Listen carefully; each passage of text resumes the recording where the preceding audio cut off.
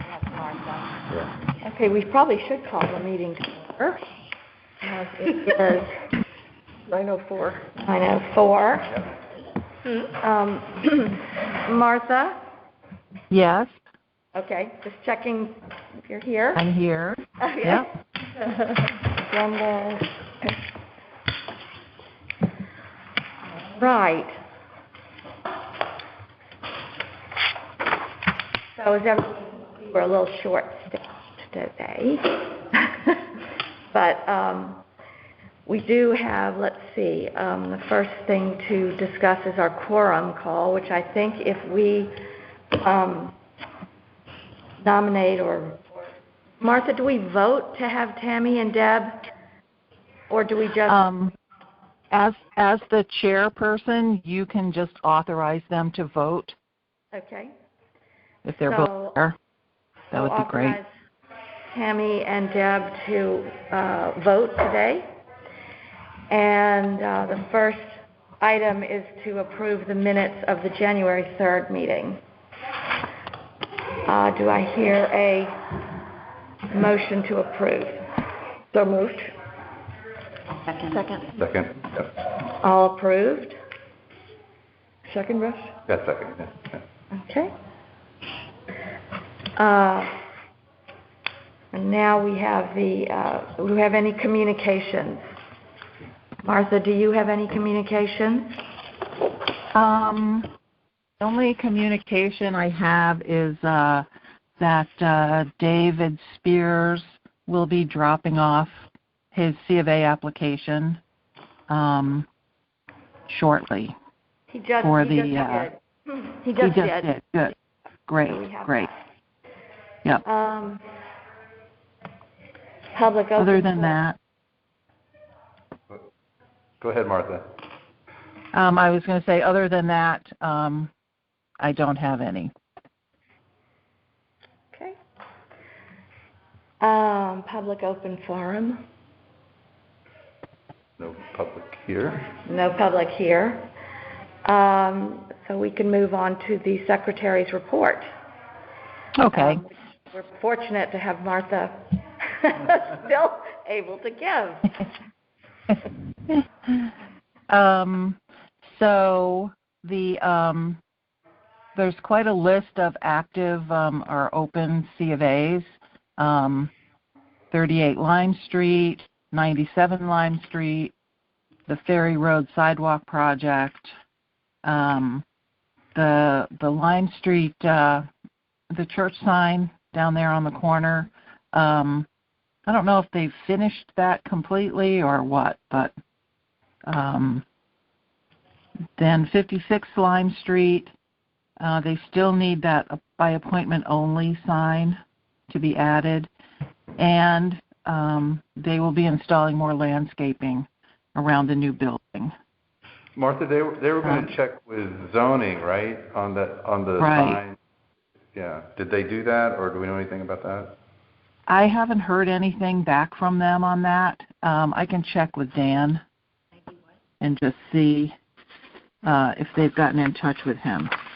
Right. But there was some issue about how many signs they could actually have, and because their new building is actually a studio, and it's supposed to be open by appointment only, there's some things there that need to be clarified. Carolyn Wakeman and I walked down there as a sort of as a site visit, and we met with Mr. Hafferty, who invited us into the studio and showed us around, and we discussed the landscaping with him. Mm-hmm. Made some suggestions about sort of softening the edges of the barn, and it would just diminish the sort of bulk of it or the size of it. And so he seemed somewhat receptive, but we didn't receive a commitment on that. Right. So I think maybe, what do you suggest, a letter to him kind of affirming that we met with him and he'd consider more landscaping, and then also the sign issue? Yeah. that sounds good. And I'm sorry. Yeah, so I'll get in touch with the ZEO and find out if they've contacted him at all, and I will also write them a letter regarding the landscaping and the sign. Mm-hmm. What was the issue with 37 Lime Street? Hmm? The issue with 37? Was it 38? Meaning the Hafferty barn. 38 you're talking about? She listed, Martha, you ticked off 2 addresses on Lime Street in the very beginning. 38 it was. Right, 38. That's the little house that's partially finished, partially renovated. And Yep. then and then the 90, what was the other address? 97, Martha?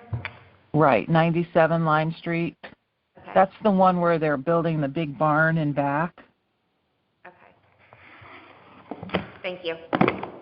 Yep. I have one thing to add about the Congregational Church sign. I was told that they will be removing the old sign as soon as the ground softens. The old sign now has a banner over it, and there has not been a decision about whether or not they would choose to reinstall the old sign along the driveway, which would be along Lime Street, or not. Only a concern that some people in the church want to, quote, keep the old sign, but keep it where hasn't been decided, and they will perhaps discuss that at the next meeting of their trustees. Would they need to resubmit to the Historic Commission for placement of the old sign, right? I believe they would need to resubmit, and I think they would need to resubmit if they want to have 2 signs rather than the new sign a replacement for the old sign. That's what I told them. That was my understanding. Right. And I think that is correct. Someone who is involved in zoning said that there is a restriction to 1 sign on commercial, town-wide, but on commercial and nonprofits. So they would need to get approval for that. And the new sign, It's good that Zoning and HDC. Got it. and the new sign is the one that's sort of on the corner. Right. Okay. It's good that they're removing the old sign because the 2 conflict with Yeah, right. So, yeah. Okay. And then we also have 21 Lime Street. Paul Sagristano had applied for approval to enclose the porch. That has not been started yet. And then 47 Lime Street, they've started the garage renovations, and they're also on the agenda today to install a propane tank screened with a fence, which is sort of in back of the garage. It says on the agenda a generator too, Martha. Is that? It's a propane tank, generator. Right. So it's probably a propane-driven generator with tank added to that, right, to support it. Right. Here I have the mentioned that application. because it's a big tank. Here's the application from them. If you look at the site plan, everything is in back of the garage, and so it'll mostly be screened by the garage, but they have also applied to put in some wooden fence screening too. So. Yep. I'm sorry, I don't have my glasses. This is Lime. Okay, that's across the street. Right across the street. Yeah. And the barn, or the garage, and there's a big hot dog tank. This looks like this is not the generator itself, not an issue, but the tank is. Yeah.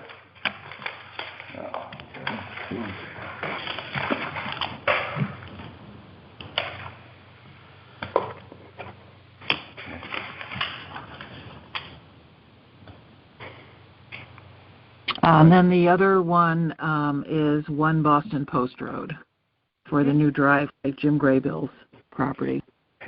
And that's also on the agenda farther down. We've basically approved the basic project, and the DOT has approved the new entrance onto Lime Street. We're just working out the details of the fence and gravel and things like that. Mhm. But nothing's happening now because of the weather, so.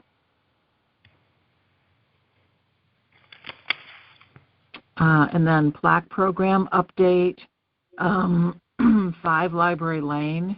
John Pfeiffer is working on that. He's got all the information that we have so far. 62 Lime Street, we're still confirming the research on that. Martha, which is 62? Here. That's the that's the house next to the Patricia Spratt building. It's a Bugby house, I think. Yeah. Okay. And I have a lot of research on that. Right now it's stuck on my old laptop. Okay. I've switched computers, so the old one is still working, but I just have to extract it from there. So. Right. And which one is 10 Ferry Road? 10 Ferry Road is it's a little house, a couple of houses back from the church on Ferry Road on the same side. Oh, yeah. Okay. And it, we could only get just so far in that research, and then everything kind of vanishes. Okay. You know how that is. I do. It just kind of disappears, and it becomes impossible to kind of untangle it. That's what's known as the Pilgrim House. Is that? I don't know. I'm not sure. Family from Pilgrim's Landing. Maybe it's that same house. I might have something on that. I can check. Yeah, I can send you what I've got on that. Okay. And then 107 Lime Street, Christine Sedano is interested in a plaque. I sent her the information and everything, and so far I haven't heard anything else on that. So, but I think that the 62 Lime Street could probably be, we could probably figure that out pretty easily. Okay, good. And just verify it. So. Okay, we can work on that this month maybe. Yeah, that would be good. And then the other thing coming up are the annual membership renewals for the Florence Griswold Museum for $100, the Connecticut Trust for Historic Preservation, $115, National Trust, $75, and the Old Lyme Historical Society, $100.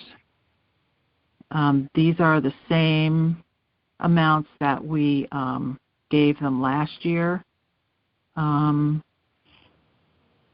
So what we would like is a motion to do the same thing this year. I'll make a motion. I second. Okay. All in favor? Aye. Aye.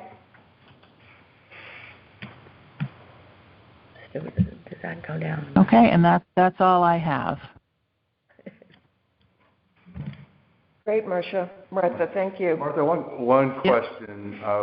We're looking at a lot of equipment in front of on Lime Street. Has the district in the past preferred fencing or landscaping to screen equipment, or does it vary? Usually it'll be some kind of unobtrusive lattice screening or shrubbery. Right. I don't think that we've ever said what we prefer.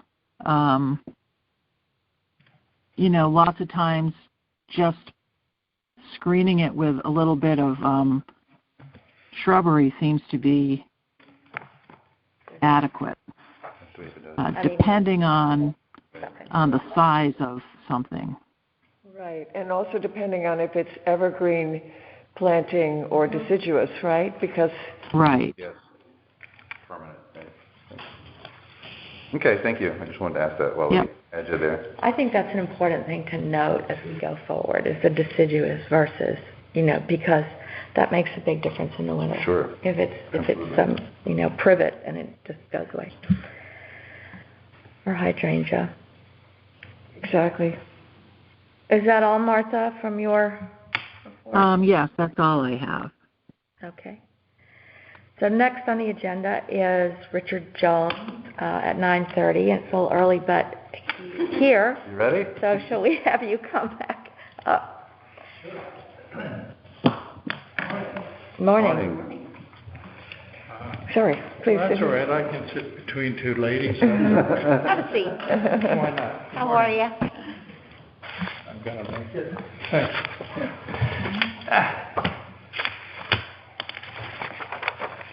So, your generator's been delivered.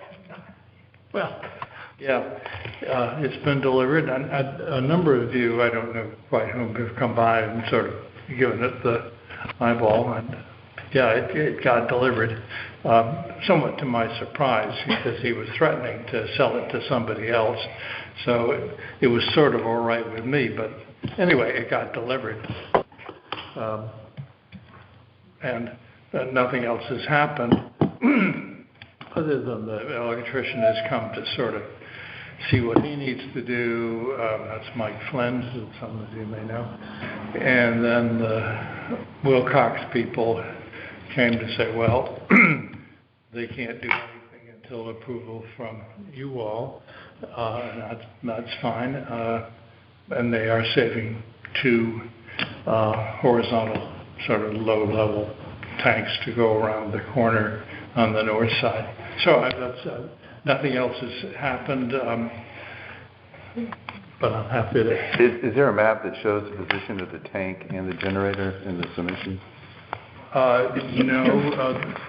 Or maybe you can just tell us. As you know, there are rules and regulations about where, how far it can be and how far it must be. Right.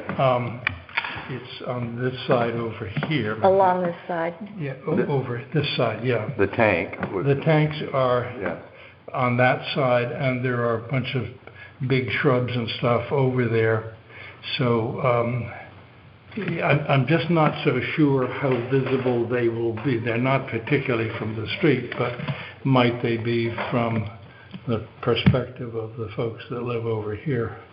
Although they weren't very concerned to what I had to look at with their barn, but that's another issue. Anyway, the tanks go there. Right. And the generator is here. That's that little thing there. Okay. Right. And that's the electrical equipment that basically runs the house. It's a curious arrangement.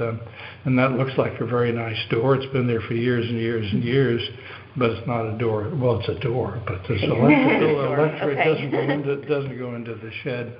Would there be any electrical panel work here, or any kind of electrical panel would be on the inside of the building? Maybe a box, right? Well, it's not inside. This is all outside, curiously enough. And it looks like it's a door to the building, but it's not. The door to the building is over on the driveway. Oh, I see. This is like a closet. It's a bit of a fraud. I see. But yeah, it's sort of a closet. It's an open closet even. But all that's going to go in there is the, what do they call it? But the switch that slams over when they. Right. So basically, there'll be a there'll be a conduit here into here, and then the tanks piping around. Stuff won't be visible. Right. It'll be. There's 2 ways they do it, and they're not really quite sure which, but it can go underground, which is a bit of a hassle for everybody.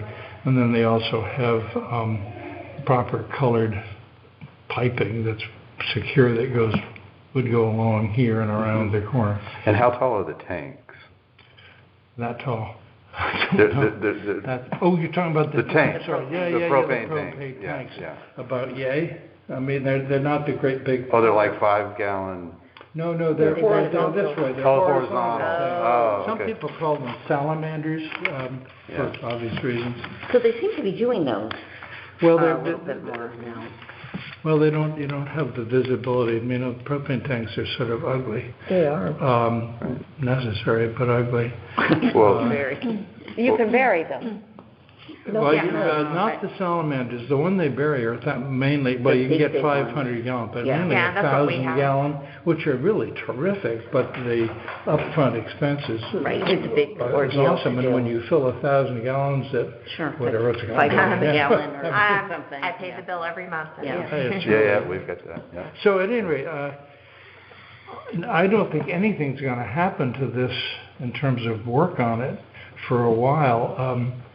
Maybe Mike Flynn has said he'd go get the permit. The only people that hesitated were, and I wanted to ask about this, Wilcox said that they can't deliver tanks until they get a clearance from you all. And I don't know who goes first. Do you let somebody know? Do I tell Mike it's okay? I mean, how do I? We have to approve. We have to approve it, and then Martha, is it correct that once we approve it, then then zoning approves it? The CEO?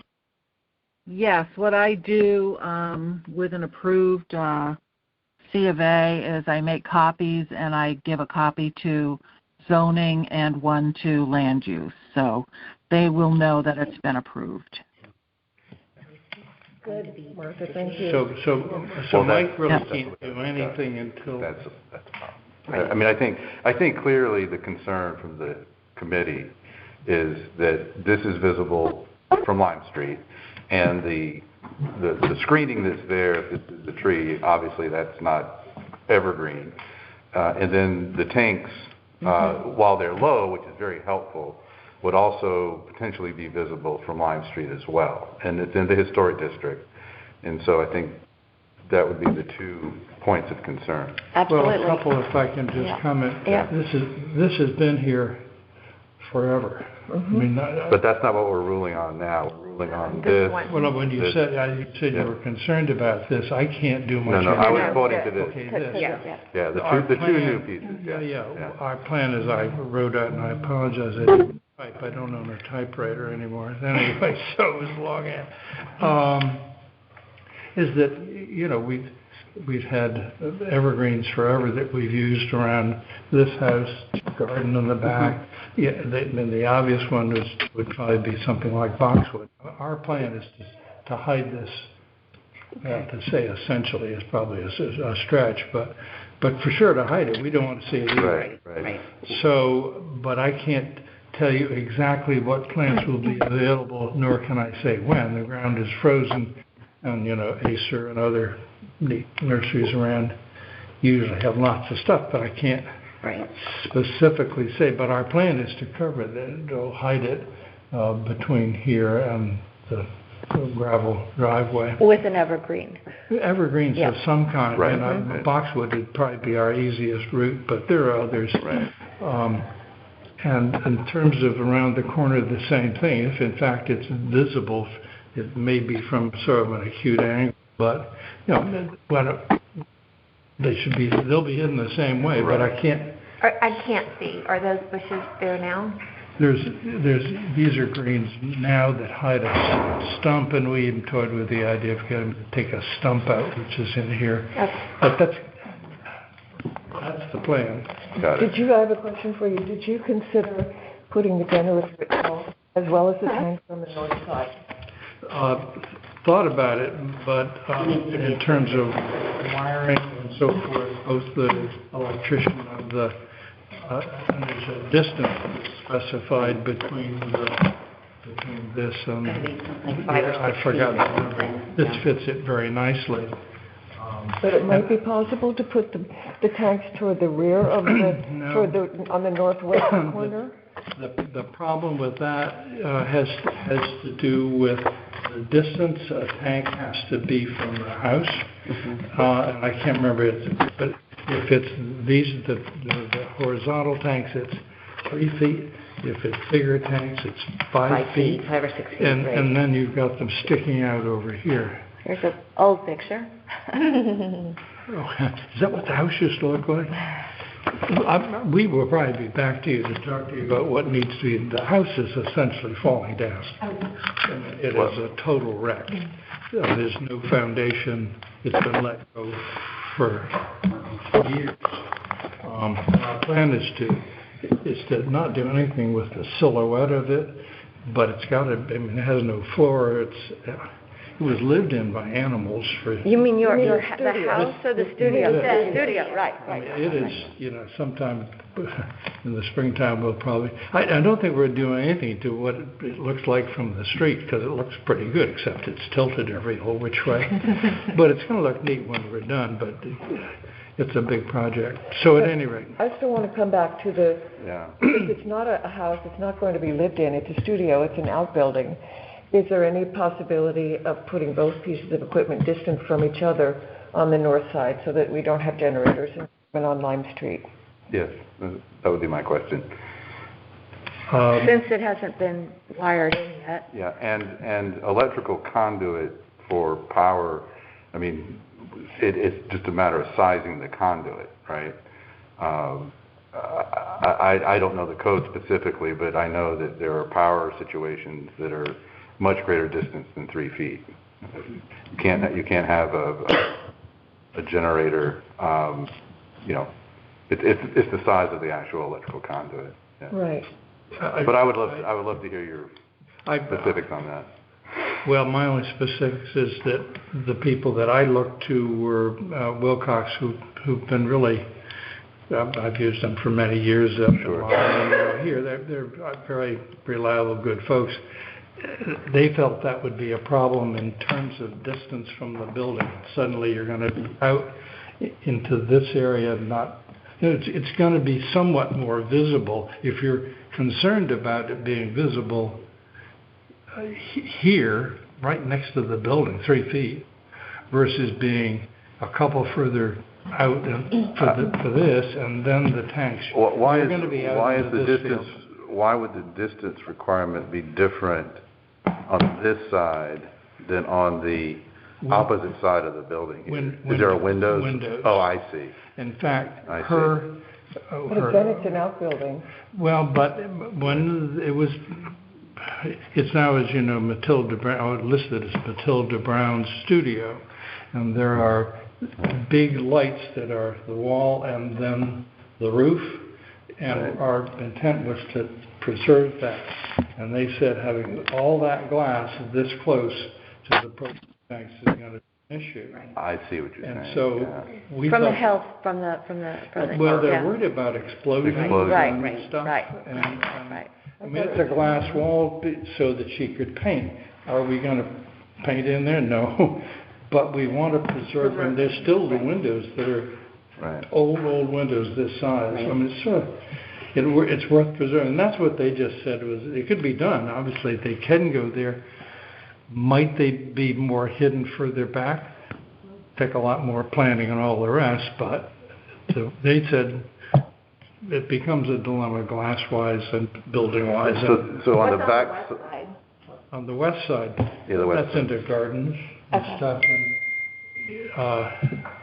well, that's what I was asking is why is there a window on the west side where this could be positioned in the same location that it's positioned on the east side, or is there a large window on the west side? Yeah, I mean, the other complication for us if we start moving it way down there or on the west side, all the electricity for the house. Right. Comes in here from the street. I was going to ask, is this just placed? It's not, there's nothing dug yet? No, not at all. But all the wiring for the house goes from here under the driveway and into the house. But this is just a connection from here to here. That's all. So what it's sounding like to me is, from an electrical standpoint, absolutely, this is the best location. Mm-hmm. This is the shortest run. Right. It's the most efficient, but it is presenting on Lime Street from a historic point of view. And so the question is there an option to move it to the backside, recognizing that there would be more electrical conduit required to make that connection? And then the other question is sounds to me that with the windows you have a code requirement that the equipment has to be so far from a window. Is there a window on the west side? No. No. So it could be essentially that becomes same distance to the house. Well, it's much bigger to the house from over there. All this stuff has to be transplanted. Right. This is the big stuff from the street that have to take this back there. Does this have to be? This doesn't have to be moved.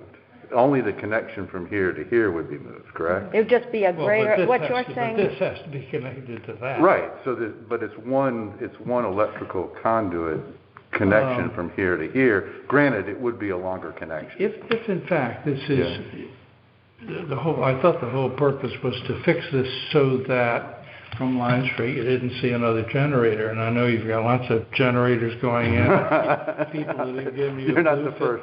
Well, we're not here to cause a problem. I know. We thought if we hide this, for lack of a better word, so that it really isn't visible.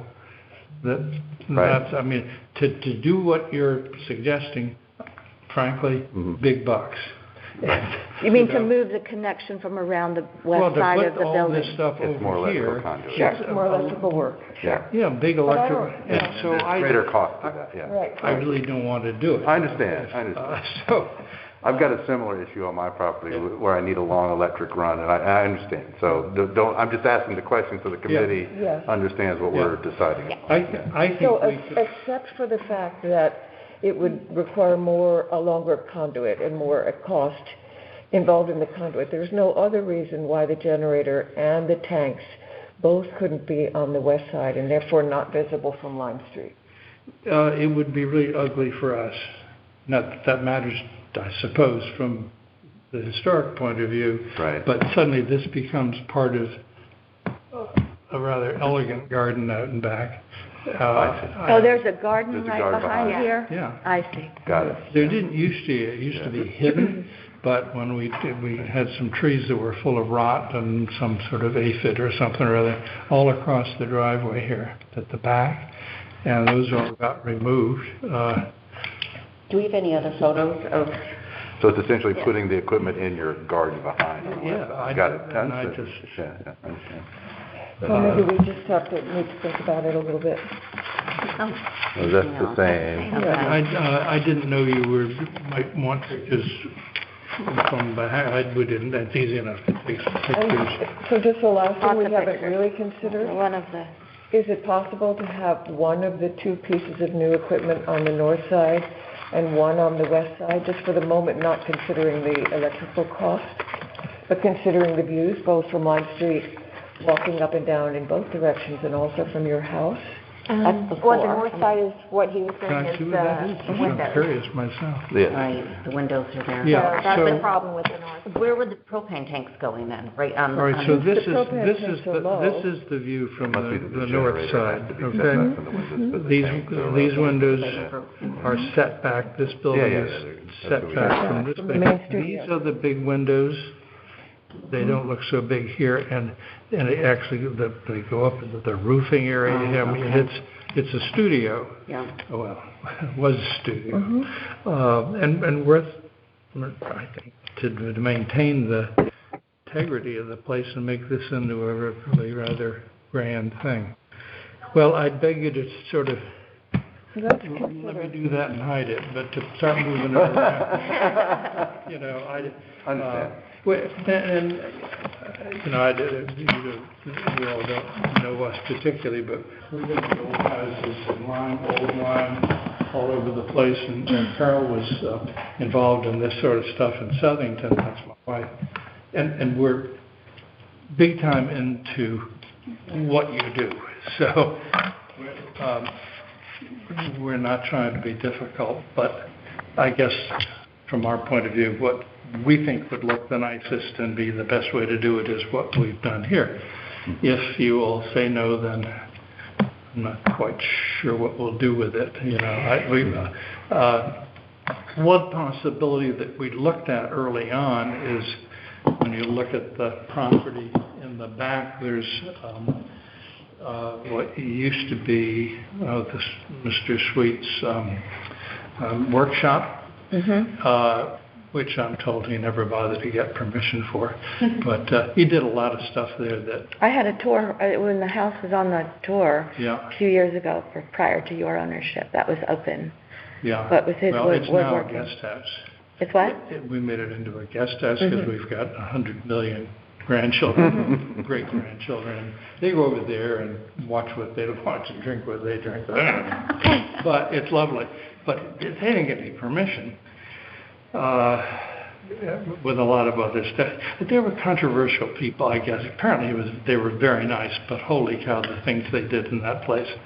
However, one of the things we thought about was putting propane tanks next to that building, sort of out back, facing here. I mean, facing this building. I mean, we see the propane tanks from this building, from our house. And I would think the historic people have said, you can see yours from the street. And anyway, but we could have done that, but that would mean digging a trench from basically your driveway area right there to the side of our house, all the way up through the yard. I mean, it would have been a trench, 100 yards long practically. And so that just gets prohibitive because the septic tank's in the way. You got to go around that. Right. So, yeah, well, it's an issue for us because, there's a proliferation of it. Yes. And so that's what happens. This one gets approved and then the other one says, but he got his approval and so we're trying to... It's about precedence, Trying to do everything we can. I mean, I don't know how the rest of the committee feels about shrubbery versus a fence.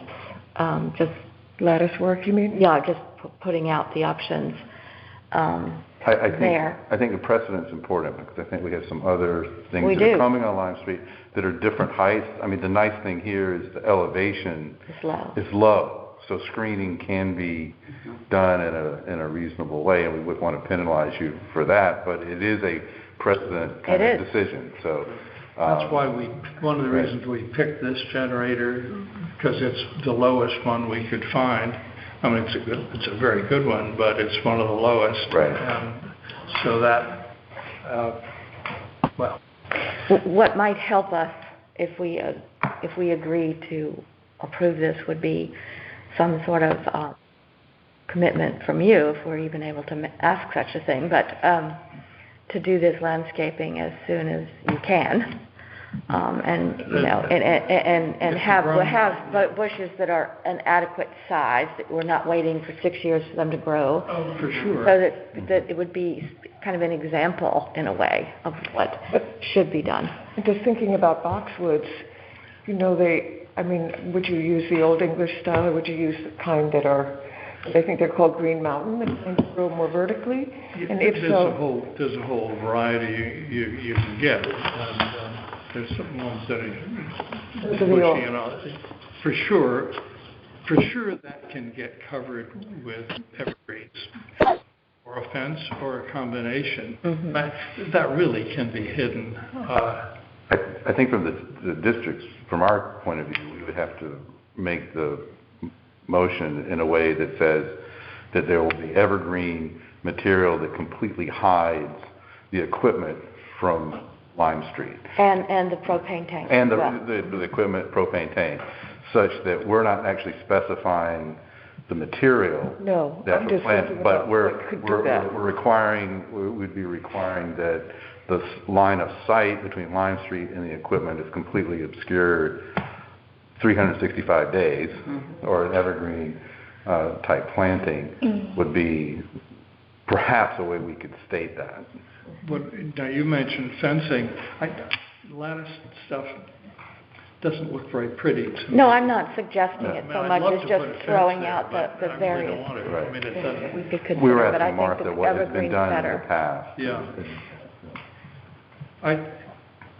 I think the evergreen personally would be better. It would be less of a architectural. It would not be another statement of something else against the Matilda Brown. Right. And maybe, if I could suggest, since I was involved in trying to screen the driveway on the south side of the Congregational Church from the memorial garden, planting the memorial garden next, which is on the south side of the church, trying to screen the driveway from inside the memorial garden, which is almost impossible, but we tried. We looked at boxwood and Andromeda and Japanese holly and ended up with Japanese holly, but you can still see the driveway.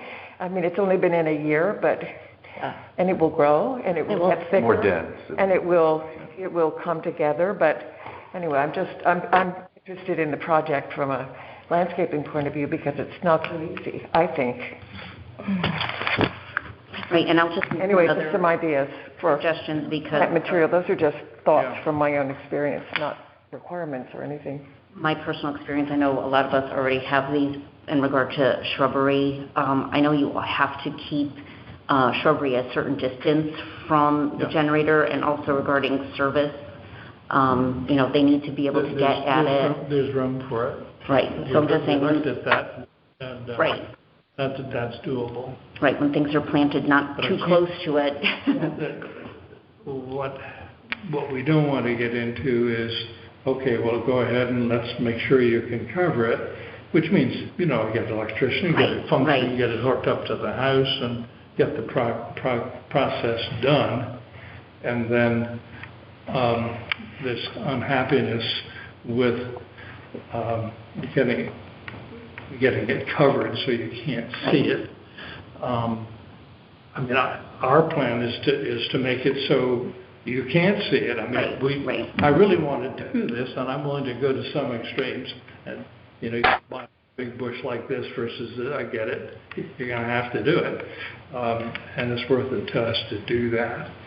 So I think we can do this to everybody's satisfaction. And in fact, you could sort of say to others coming along, well, we made the Joneses do this, let's use that as an example rather than as a problem. But I still think the question remains for us, how many generators do we want along Lime Street? That's still the question, hidden or not. In this situation, the Jones have even though we'd rather it not be there, they do have a kind of a compelling argument since the mechanics have been here for so long. That you have less of an option from some of our other applicants, I guess. Well, the electrician, the propane people, they said this realistically, and I didn't dig like you all are, and you should. They said that's really where it needs to go. Well, I think this has been a wonderful discussion, and maybe I would recommend that we do a second site visit and consider again, knowing the height of being able to see the generator, knowing the height of the propane tanks, looking at it from the perspective of moving south, walking south on Lime Street, so we're looking at the north side of the building, and just give it one last look before we... Let's talk about this, walking down Lime Street, looking from the north side. Well, I just have to bring it up. What you all approved of for the place next door to me, that barn that's gotten built, is visible from the north on Lime Street, and it wasn't even built. That's basically cheap plywood with slots to make it look like individual pieces. It's a dump. Now, we've said nothing about it because it's there. We don't want to make a big stink with the neighbors. I think we can shelter the stuff on the north side, let's say, adequately. Would it be 100%? You can go to the very corner and strain to see it back there. I think it's a tall order for us. And perhaps not quite right. You all have to do what you all have to do. But, the other side is that, people moved here with certain expectations which may not have been correct. We're going to take care of that place and make that really special. I promise you that. And sometime we also need to come see the house because inside it's wonderful. Yeah, it's a great house. And we want to make it wonderful. A lot of people say that's one of their favorite houses in the town. I want to make it that way and keep it that way. Dr. Jones, would the Yeah. tanks, if you put them in the place where you're hoping to put them, would they fit below this window? And are there restrictions? That's where they can go. Those flat ones can go there. The taller ones can't. So that's why they need the horizontal instead of vertical. They go here and then back to here ways. These are set back from this about 3 feet or so, but these windows are low and these are higher. Right. Big difference. But the tanks would go here, yeah, under this larger window. And there are these are old pictures. There currently are 3 or maybe there are 4 these plants that grow up to be huge and cut them down every year. I don't know what they're called. Burning bush or something? Yeah, whatever they are. But we moved them back already to make room for those. So, but they may not be ideal because they'd shelter these perfectly for 10 months of the year and usually cut them down and they grow up again like crazy. But if you get way over here, you can see them over here. So I think the standard of saying that this can't be visible at all from anywhere on the most acute angle you want, we ought to go look at it. I'm just not sure it's functional there. But I have a separate question. I don't know, I'm not familiar with the code. Can you place tanks immediately below a window? Yes, but they have to be over at least 3 feet out. Okay. From the building. From the building. Okay, and thank you. the bigger tanks have to be 5 feet out. Okay. So what we could do is approve it provisionally, approve it so he can go ahead and install it. And then, provisionally that the landscaping is done as soon as possible. After the meeting, come walk up the street and we'll go look at it together. I'm delighted to show you the place. Right. My only concern, and there's a process you all have to go through, but I hope we'd get this going before the next tornado or hurricane or whatever comes, because I want to have some reliability that the household will function. I've got a Doug cellar that when it rains hard floods, and I've had to take care of that. We've all been there. We've been there. Well, I figured that's some neat stuff. I got this last rain and melt and all the rest, not a drop in my cellar. Anyway, so, I think we ought to view this as a challenge and let's figure out how to get it done. But time-wise is an issue, and I don't want this to drag on and decision-making until Should we discuss for a minute and then decide? I can go leave it. We'll discuss. And I think in the context of some of the other generators that we're also thinking about, we should have a discussion of the whole landscape. Exactly. Electrical equipment on Lime Street, and then we'll reach a decision. And then also lattice. Is there any application that, I know it's on the agenda for other properties. What is our stance on lattice, whether it's white or that is going to come up that, as a fence, and it might be in the proper application in another property? Well, I think in fairness, different properties are different. There are different, I think we all can see shrubbery and hedging here, whereas you might not, a piece of lattice might be simpler for another place. Case by case basis. Okay. So it really is case by case. There are numbers of examples in the handbook, but there's no firm instruction on how it should be done because they are different, each property and house. Well, if architecturally any of you are different. interested and or available, I'm going to be there. Come walk, it's a 2-minute walk, and I'd love to show you what's what and what we plan, and I don't know. But I'd love to have it done so I can get the work done. Except the planting won't go up because the ground's frozen and the nurseries are closed. I think we need to have like a general discussion, right? I think we understand. Okay. So if we could just continue with that. I think what's going to happen is we're going to have some other cases where we have different height equipment, and I think we just have to make a decision if screening And maybe Martha, do we have a precedent of screening a generator on Lime Street, or would this be the first? Do you know? We have precedence with screening other types of mechanicals, like an HVAC system, and generally, if it's close to the building, people seem to want to make it kind of go with the building, so they might use a white lattice type screening if it's a white building. Right. But most people just want to make it disappear. People don't really want to look at their own HVAC units themselves, and I would think that really goes along with generators too. So, sometimes whatever makes it disappear into the landscape, I think, is what people tend to go with. Do you think we could make a motion and approve based on a screening? That's what I was thinking. Yeah. If people are in agreement, because I think the Jones would like to move ahead with this.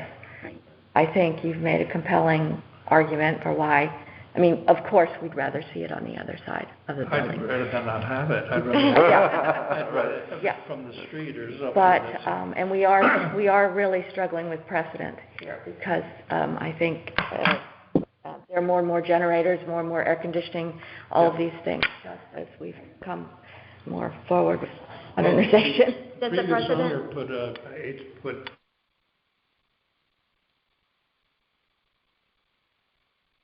by the front door? You can't see it, but down the driveway where the side front door is, there are two, fans. But they didn't come here for that. Well, I think we should have one brief general discussion of the considering everything that you've said, and then reach a decision and either visit after the meeting or let you know after the meeting. That would be okay. Whatever works for you. Sure. We could do that. We could agree. I think we could, Martha, please let us know if we can or can't. But if we could have some time to discuss it and then notify the Jones right after the meeting. Yeah, as long as you make the decision in the meeting. Yes. It would be fine. Good. Okay. Thank you. Thank you. Thank you. You stated your case very well. Yeah, thank you. Well, I'm glad you do what you do. I think to preserve this is well worth the pain to get there. And everybody has their own selfish interests, but I think we have somewhat more than the selfish thing. We really want to make it work. I know, and that's very clear. You've made that very clear in your presentations, and it is a struggle. So if I'm going to be there, you can knock on the door and just come. Right. Thank you. Everybody else seems to. Well, they walk the walk, and I'll tell you, they all stop and want to tell us exactly where to put flowers. Yes, one lady the other day said, your flag is a little too small.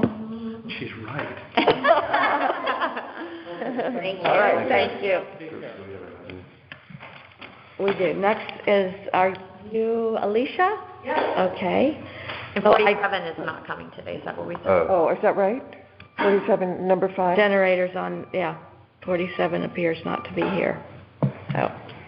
47. Good morning. How's everybody? Good. How are you? Well, I'm just going to let you know we have 5 feet of water in the basement. Oh, no. Oh, with the snow melt. Yeah, it's gone out though. Oh, good. Not good. Happy but Monday, right? Right. Jeez, 5 inches would be bad. Never mind 5 feet. Did you say 5 feet? Feet.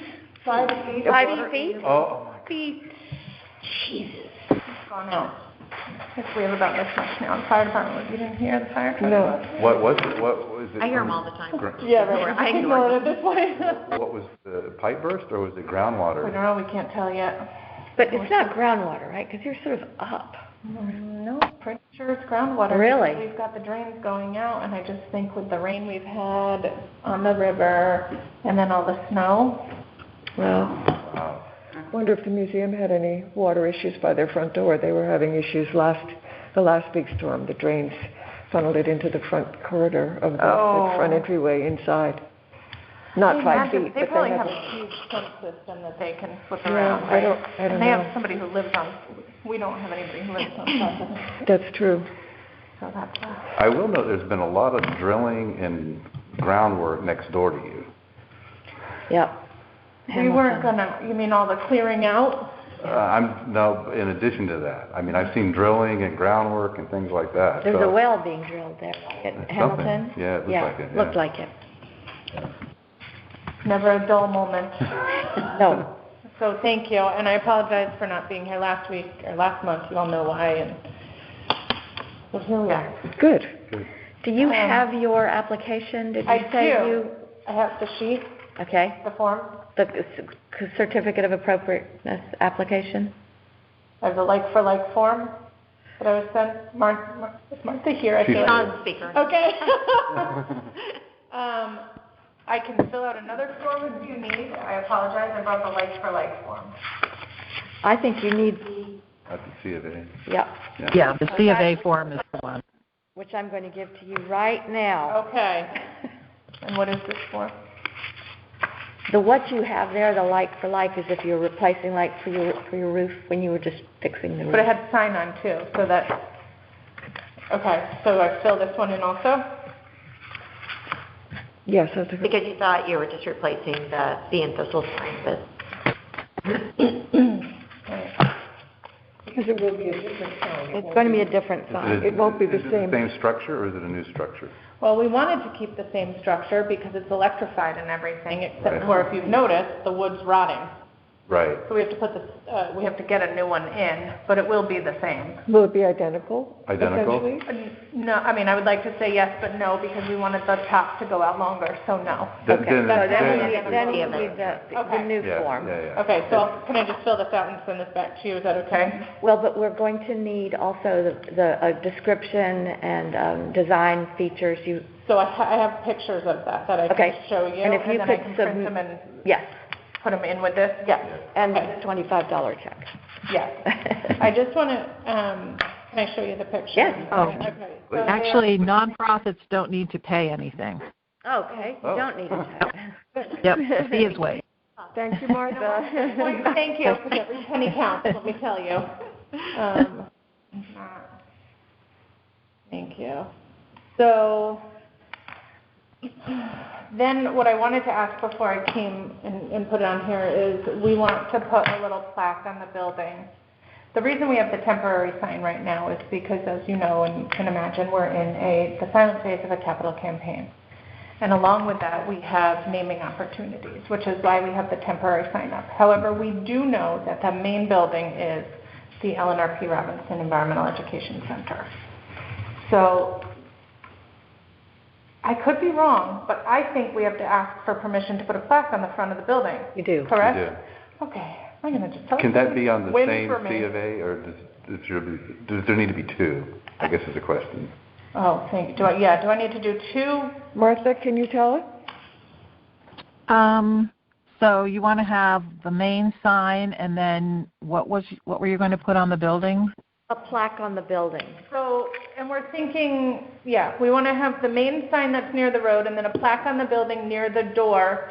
And like I said, I'll print it out, but this is similar to what we're thinking. Oh, I see.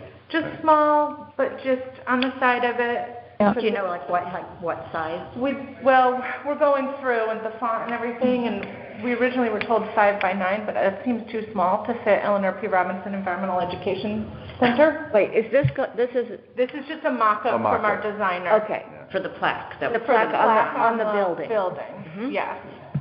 So Martha, the question is, first off, does she need two C of A's I think so. for each? It seems to me you would, but just Okay. wanted to check with Martha on that. Yeah, I would say one for each, Right. because they would be approved separately. Yes. Yeah. And then you wouldn't be held up if one takes more time than the other, so. Good. Okay. Totally understandable. So that is That's the look that we're currently going with right now versus an etched bronze one, because we just think this looks a little... And the size of that is? Well, this is where we're looking at font size right now, because I can read it when it's at the smaller size of the 5x9, but other people said they couldn't read it, so... 5 by 9 inches? 5 by 9 inches, yeah, so it's like this big. Yeah. But Eleanor P. Robinson, Environmental Education It's a lot. Center. It's a lot of characters. But then again, people will only be looking at it When and they're right reading at it the when door. they're right next to it, so you're not trying to read it from a distance back. Yeah. Is there a historic district plaque on the building? There is on the door, it says, Is there an oval? national, yes. it's Well, there's a- there's a national. But other than that, it doesn't say. There's not Not one of ours. not one of ours? No. Okay. Right. Okay. There's the National Should there Register. The National Register one. There's,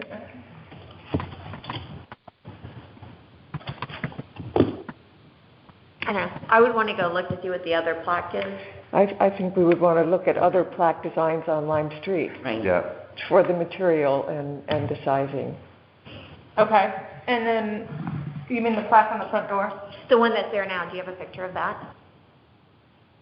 On my phone somewhere. Yeah. So it's the We can go national. Registry. Yeah. National Register Yeah, it's sign. the oval one like It's this. like this, it's small. Okay, Yeah, it's small. It's on the middle of the door. And it's a metal. It's a metal. Yeah, these yeah. were metal Mhm. too. This Yep. is, Yeah. what did she say? It's not etched, it's, I don't remember. Or something like that. It's Yeah. what? Raised. Yeah, it's nice. I think it's appropriate. But if you have options of other signs, The witness stones are we have the witness raised. stone. I mean, they're Yeah. They're engraved, yes. raised. We have They're one. not Yeah. raised, they're flush with the ground. But the font. The print. font, the print is raised. It's engraved in. Yeah, Oh, it's engraved in. too. Etched in Yeah. and filled in black, yeah. And this is the other way, right? This is Correct. This is raised out. raised. Correct. So then, for our temporary sign, it's really just like this. However, what's up there right now, and again, it's because we have naming opportunities that can go below it. Right. But we have to stick, since we are Connecticut Audubon Society, we have to stick to branding. Okay. And, but we really are looking for a designer to do our next one, Meaning this one. our real one, yeah, not the temporary one. So if you have any thoughts on any designers, we want it to be similar to the Old Lime Inn, that it's got the nice, and I've talked with Chris already, that designer is no longer available. But you know how they have that really pretty sign? We wanted something similar to that. So I'm stuck between wanting a pretty sign, making sure I comply with historic and with the branding guidelines. I think you can do all that. I think it can be done. I think you can I do think that. so too. It's been a little, corporate wants a rectangular sign, no changes. So I'm going to push through on that one. Well, you have the structure to hold the sign, which is important. That's part of it that we have to But she review. said it maybe it's going to be horizontal? Well, you have to have posts somehow, correct? Yeah, no, it'll be the same posts that are there now. Right. But then the board that goes across the top, we wanted to stretch that longer. So if we had like a summer camp sign for... So for a banner or something like that. Banner, yeah. Oh, I see. So you're Yeah. providing room for a banner. Yeah, or like our event sign could go up when we host our event. Right. Well, I think we need to see some... We do. We see drawings. We need to see see drawings, we need to see color, we need to see material, we need to see size. So color for the sign will never change. That's It's- branding. That's this.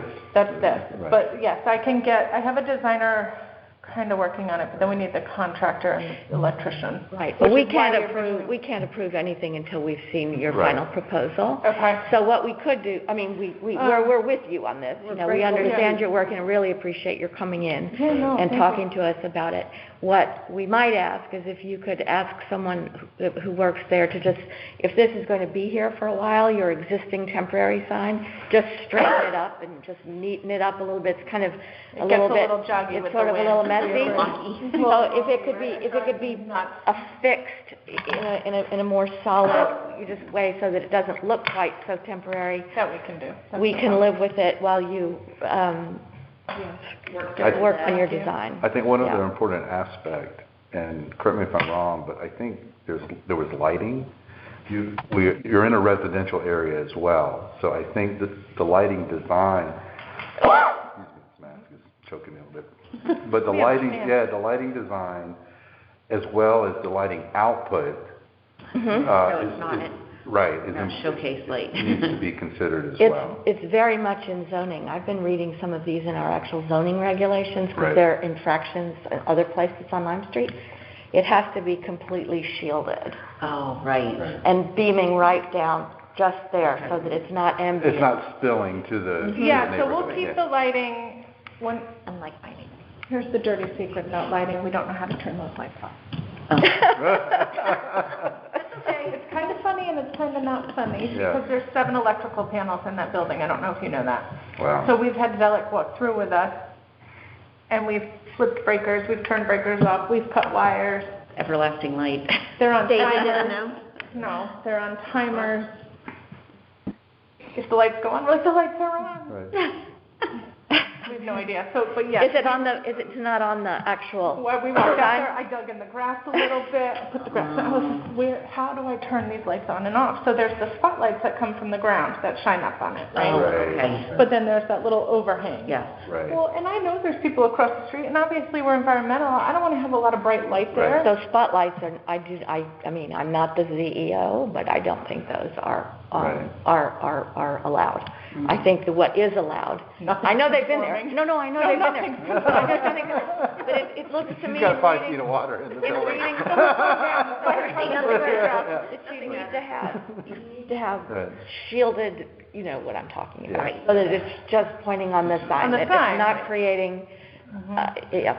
So we bring this up, so in the When we submission, put the come full back, design together. have the structure, the actual sign, the material of the sign, and I think the lighting design is part of the sign, but not just how it looks, but the lighting output I see what you're information. saying, the range And or, you know, you might talk about the time of day that it's going to operate, whether it's 24/7 or maybe it shuts off at 10 o'clock, you know.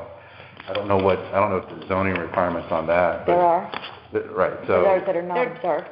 There definitely are, Right. which is why they were on timers, but if you don't switch your timers for Yeah, daylight yeah. savings, Right. Yeah. if you don't know how to get yours off, you're really out of compliance. Right. And, Okay, great. And colors, really, we don't really have jurisdiction on color, or do we? We don't. We don't, so, Not even on signs? I don't think so. I mean, we can talk about what we think is appropriate, but we can't spell out colors. Well, I have a question on that. What about the front door? Because I want to have the front door. We don't facing- have any We don't have jurisdiction over that, jurisdiction. over color. That was a decision that was made by the prior owner. Be nice, Ellie. Hmm? Be nice. I just want to do like a navy, something not purple. You don't have to keep it lavender. No, you can change it. Some be feel over that this way, others afternoon. don't. That's, you know what? I'm trying not to make anybody unhappy, and some people are very attached to the purple, and some people can't stand it. So blue is in the shade of purple, right? Yeah, sounds good. So thank you. Sorry, I don't have anything really formal. And it's No, but going this to is stay in very the current helpful. location? In other words, you're not moving it, it's going to. The sign. The sign's going to stay. Oh dear God, please don't pose that to anybody. No, it is staying right where it is. Don't give them any ideas, Don't give right? anybody. All No. right, got it, perfect, all right. Come on. And when you bring the design for this piece that's going to come over in banners, that's also part of what we need to know, you know, sort of the size of those proposed Absolutely. Yeah. Have you'll the- have- you're saying of the banners size as of well. banners, Yep. and, you know, that kind of thing. Yeah, I mean, we'll have a sense of most of our banners, but, yeah, Mm-hmm. Because it'll be a uniform size that you just, slip in and out, Yeah. exactly. Well, thank you. Thank you. Thank you, Yeah, Lisa, that's great. for coming. We Great. You appreciate don't want me it. to stay any longer now, I gotta go back to water. go get your bucket. Good luck with that. Oh, all right. Tide's going out, so maybe it's receding. Thanks so much. Thank you all. You have to. Thank Thank you. you. That's right, we gotta giggle, right? Have a good day. Too. Okay, Martha, Yes. Number 47, they have not appeared. I have we have the C of A. Mhm. Should we, So even if they're not there, you can go over it and take a look at it and comment on it and decide to approve it or to continue it to the next meeting. okay.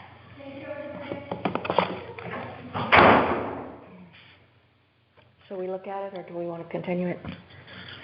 Yeah, I would recommend looking at it just to see if you have any issues with it. Okay. They provided the site plan, so you'll be able to see where the tank will be located, how big it is, and what the plan is for screening. So that then, if you want to continue it to the next meeting, you can give them some advice on what you'd like to see. Yeah. So it looks like the generator's behind the building, but the tank is exposed to Main Street. Right there. And what are they proposing in terms of? I know, that's Over what I here? was saying. Aren't Is they it- gonna do like an apartment, but they said no?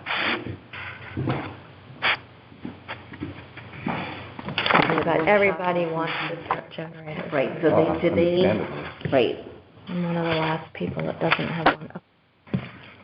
Oh, they got 10 feet. so this is where I was saying, with lattice, like, that's gonna be a case-by-case kind of basis, right? This is what Oh, So I think this isn't, Yeah.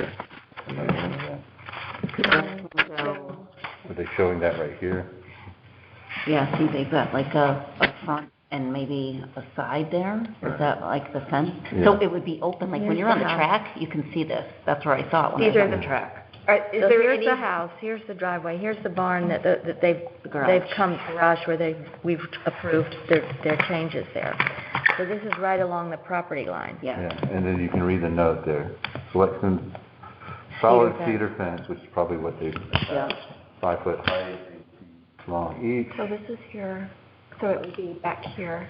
Yeah, the tank is there.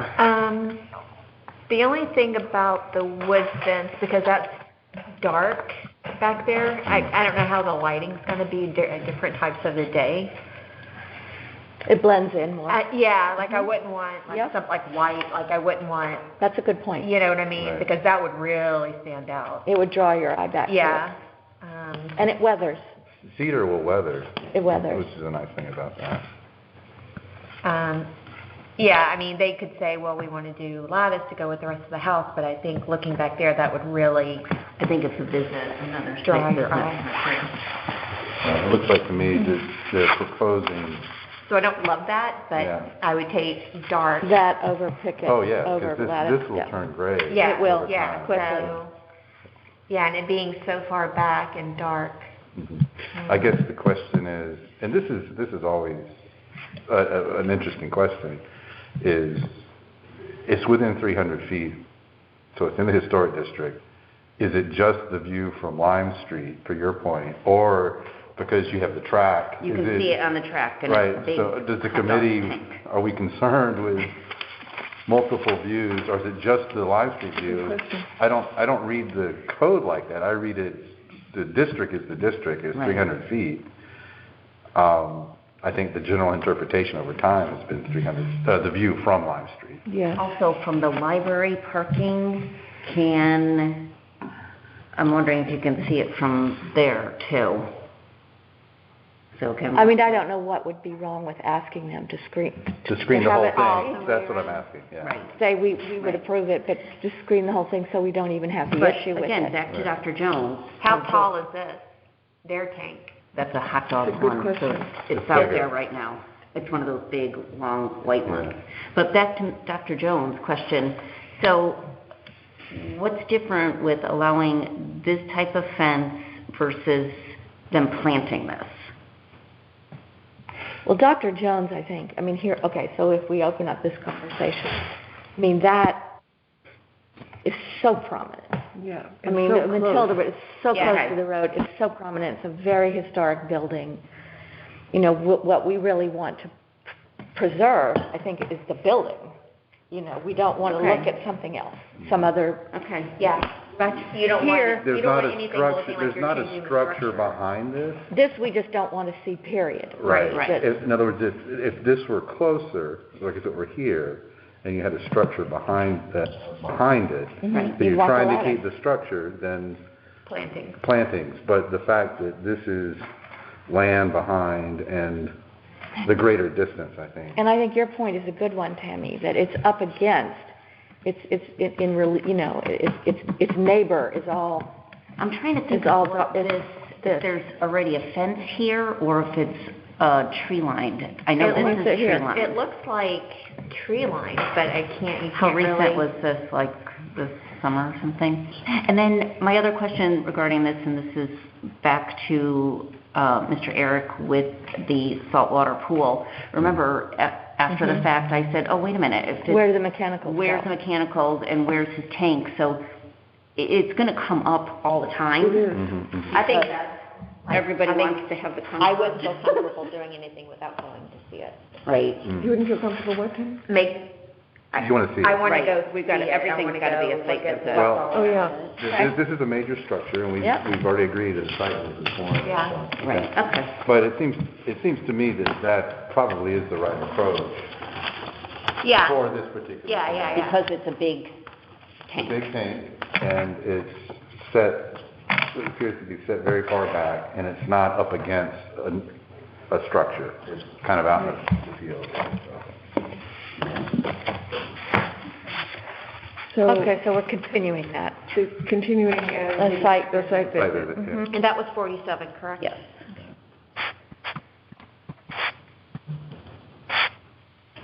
So here's the thing that we have, Tammy, sort of new information for you, but realized that over the last couple of years, we've probably, just let a few things slip that maybe we wouldn't have, so we're kind of have a renewed commitment to site visits, actually walking, and so if just 2 people go, it doesn't have to be declared a public meeting. Whereas if 3 people go, am I right, Martha? Right. And what if we go in pairs consecutively? Yes. 2 and 2. Then we don't have to advertise it and do everything, not that we're trying to prevent Right. anything, it just makes it To streamline a little much bit. more timely Right. for all of us, and more importantly, for the petitioner, we can get it taken care of faster if we do this way. So I recommend we do that. Well, and they're not here at this meeting, so hopefully they can come to the next meeting. Yes. We'll have the site visit, and we can make a determination. Good. Can I go peek by myself? Yeah. Go on the track, you can see it. Well, I think that's a great question, do we, as a commission, do we ask more screening than they're proposing by doing the other 2 sides? Yes. So Yeah. that I think means- I think we probably should. It just looks a little half-baked. Right. If it's 2 and L-shaped, you may as well do it. If they need access, if they Right, they'll have talk to do a about little- They'll have that, to do it then again, yeah. then they need a gate, but that's, Need a gate. Yeah, but again, I think that's something from the site visit, you would have better. absolutely. Yep. All right, Jim is not here. Oh, excuse me, back up. Do we know where their generator's going to go? It's already. It's on the map. It's right behind. Oh, it. okay. Well, that goes back to that actually goes back to the question of seeing the generator from the track, right? My question is it just Lime Street? It's a great question. Yeah, I don't know the answer. Or from the library parking lot? Do we need to, Martha, is there a precedent for that? Usually, if we have neighbors coming, they might say, gee, I don't want to look at that, Okay. I'd like you to screen it from my point of view, and that's fine, and that's usually what we do. If we don't have any comments from the neighbors, it can go either way. Depends on what the commission would like. You're certainly within your rights to ask that it be screened from view from every side. Right. Right. It looks like, Martha, in this application, it looks as if Generators on Demand, did they send the abutting letters out? I sent them out. You sent them out to these 4 Yep. individuals, and there have been no comments. Right. The only people that I would think would come forward would be the Edmondsons. And they haven't, I don't know if they're away or what, or, perhaps they've already spoken to the people. I don't know. I haven't heard anything. So it's probably a good idea to continue it to the next meeting. Yep. To give people a chance to think about it and, do the site visit and just put forth some more recommendations. Good. Okay. And you're saying that the tank is already there? Yes. Yeah, so it's just about the screening. So, yeah, that's probably not going to be done till the ground thaws anyway. Right.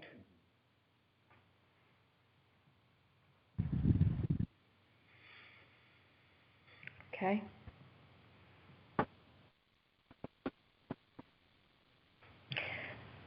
All right.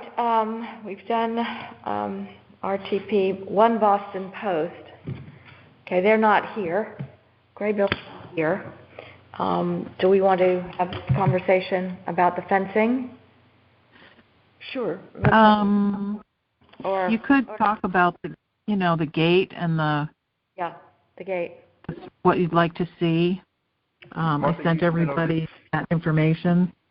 Yeah, you sent some images and a recommendation on style of gate that seemed pretty appropriate.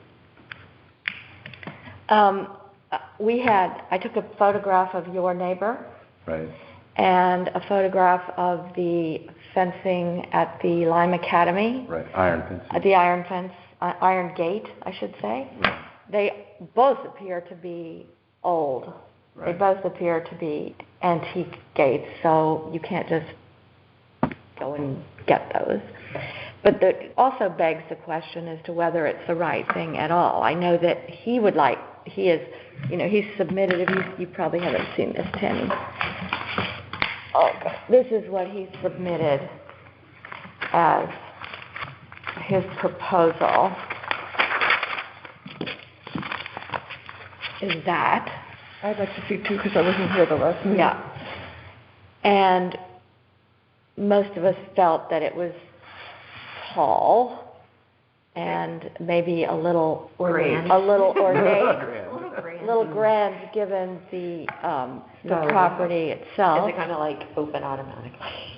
So it's between the stone wall. So it would be it's a gate within a stone wall that has posts. One line street? One line. No, we're going to show you right here. One Boston Post Road. And they're nice pillars, like the stone. They are. Beautiful pillars. Beautiful. So the comment that I made at the last meeting was that I know when we did our fence, we were asked to keep the fence to within 4 feet, but that it could rise. It's a little dark. It could rise in elevation at the post. Right. What is the height on that fence? Or that's a gate. I'm sorry, we should call it gate. Remember it was higher in the middle. It's height, height D. I know. It doesn't actually say. Does it say? Does it say it on the outside, on the proposal from Atlas? Yeah, I think it did somewhere. Does it say there what it is? Was it 8 or 6? Labor to install 1 4-foot high, 10-foot wide arch. 4 To, foot. 4 foot high. So 4 foot high. 4 foot is what? arch 2, 5 feet. Yeah. That's not unreasonable. No. It's not. Yeah, so this image is a little probably deceiving. Like, being from Texas, I'm thinking like, like, oh my God. Right. I just have an entry question, because I did miss that discussion. Why is he not considering a wooden fence between those two masonry pillars? Because he wants something, we asked him that. Yes. And certainly Ned feels it should be a wood fence. Yes. He would like something a little I'm not sure dressier was the word he used. Is there a photo of the actual house? Like, You know what I didn't think he wanted something nicer. He feels that the metal gives it, gives it more Elegance? like, what's the opinion of what goes with the existing? It's a small ranch. It's a small ranch Right. house with a kind of a rough, hewn stone wall until you get to those pillars. Is this the house? It's yellow.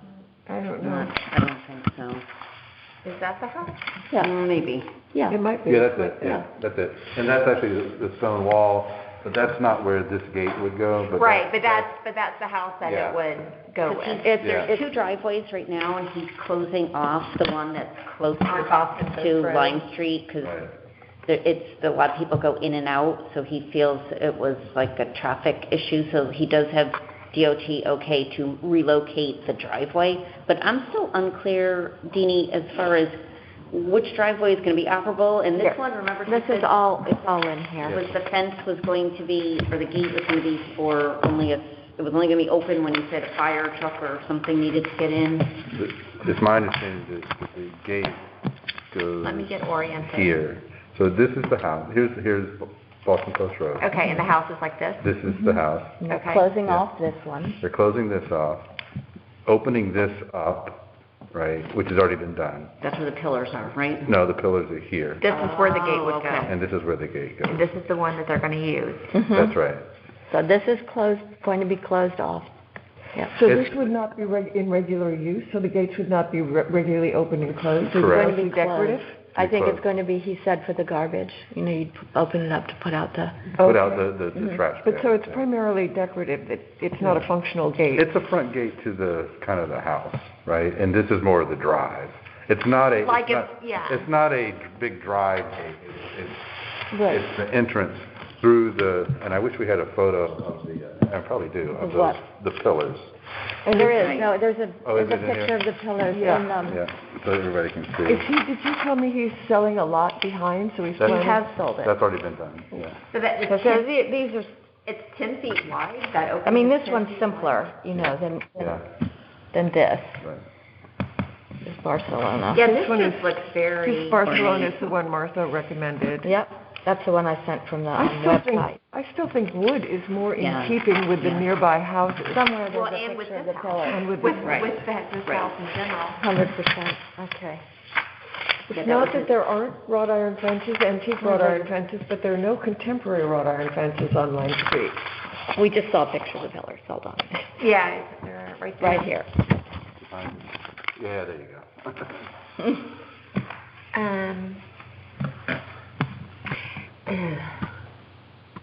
I mean, the wood is really more Yeah. appropriate for the whole think so. setting. I think the wood is more And there appropriate. are no contemporary. Not just the setting, the house, the... Even, something like this or like that, especially if he says This it's is at John's, not right? going to be, That's John. it's not going to be opened and closed frequently, so Yes, maybe just once a week. I think wood is the better choice. Are we allowed to speak frankly in here? It's recorded. It What? is recorded. Everything's know that it's recorded. recorded. Everything's recorded. So you can say whatever you like, but just know that it is Yeah. recorded. So if I don't care? Right, you Okay, don't care. I don't- I just want to, Okay. Yeah, so I don't like the ornateness of this at all. It seems out of keeping with the setting and the neighborhood. Yeah. We all agreed on that. And So so, what? we all The question agreed that we did not. that we thought this was Barcelona ornate. style? And the way he left it because he attended the last meeting, Okay. and the way he left the meeting was, I'll do whatever you all say. Well, Okay. I mean, wasn't that what he said? I sort of heard. I I'm Yeah. not sure that he would say that. Verbatim, but You remember that, Martha? Yes, I do, yeah. Okay. Okay. But I think his desire is, is a metal gate. No maintenance, maybe. It's a maintenance thing, right. A wood has more maintenance. So I guess the question to the committee is, have we found not a historic iron gate, which is the precedent of other gates that are metal in the district, but a new metal gate that is acceptable to the committee, or are we going to require a wood gate? I think that's the question. I do too, and let's think again about precedent. Mm-hmm. It's very, very important. Well, it would be this one that we would recommend. If right, but it would still have to be, because it's 10 feet. Right, it's going to look like that. Yeah, it's going to have. So, I mean, it could be this style, but it's going to look like that. I suggest it's 10 we, feet. both for precedent and for the integrity of the nearby properties, I suggest that we ask him to do wood. Yeah. I do. I mean, I think this looks cute, that can be For cute. a single lane. For a single lane, but when you get to 10 feet wide, you're going to have all of this extra. And I feel like it detracts because those pillars are beautiful. Yeah. I can't. I'm worried about the precedent. It's hard for me to isolate the stone wall and the pillars and the gate from the house. Is the house historic? I mean, it's No, okay. It's not. this is not appropriate. Right, okay. For either Lime Street I don't or know for that, the but house. that's what it looks I like. just wondered if it was like a barn at one point or something like that. I don't think so. It looks like a 50s ranch. Okay. It is. Yeah, it is. It is. Yeah. So, Martha, would it be appropriate for us to? What would be? How do we say this to the applicant? Do we say that we would prefer a wooden gate, or? Yes, the original application that he submitted, he had like a wooden stockade gate, and then he said, well, upon further consideration, I want this iron gate, which we thought was too ornate. And so I have sent him pictures of some of those other wooden gates, the very plain ones, but I haven't heard anything back from him. And I also sent him a picture of the plain wooden gate, plain iron gate, without any of the curly cues or anything on it. Well, he might be under the impression then that the plain iron gate that you sent would be accepted. If we, Not necessarily. Not necessarily, but that he might understand it that way. So. Yeah, but he's waiting to hear, I think, more. I mean, he's not going to be doing anything, this month, I don't think, because it's winter, but I think he would like to figure out exactly, what's So how do we put in. If what we'd like to request from him is that it be a wood gate, is that what we're saying we'd like to see? This is a So. metal. Oh, okay. And this is a metal gate right here we're looking at out the town hall. Okay. But these aren't functional. They don't open. And it's a very different building. Right. Well, and they don't function, so these don't have the support. You know what I mean? My only point is it's not a historic cast iron Right. gate. It's in keeping with what he would. Right. Can we just make a recommendation? How would we do? I mean, Martha, would it be appropriate for us to make a strong recommendation for a wood fence and see how he replies? Yes, you would want to give him some particular style details. I mean, I sent him a couple of pictures from the site walk. But I think, there's so many different options for wooden fences, a picket fence, more of a straight sort of farm-like fence. I think if the commission wants to recommend a wooden fence, I think that you should be very specific as to the design. All right, so shall we It's not to continue it? leave it, you know. You can continue it, yep. But I think Continue that it to given the he's coming back in March, I think is what he had indicated. Maybe if we could get this together sometime this month, some ideas to send to him, that would be considerate. Right, Yeah. Martha? I think that's a good idea. Okay. So our plan is to try and take some photographs or designs for a wooden fence that we think would be appropriate there. Right. Good. Okay. I have to say, though, I don't think that we can say that a metal gate is out of the question. I think an appropriate design metal gate, We can recommend the wood. we can recommend the wood as a preference, but at the end of the day, can we actually state that No. a metal gate is not?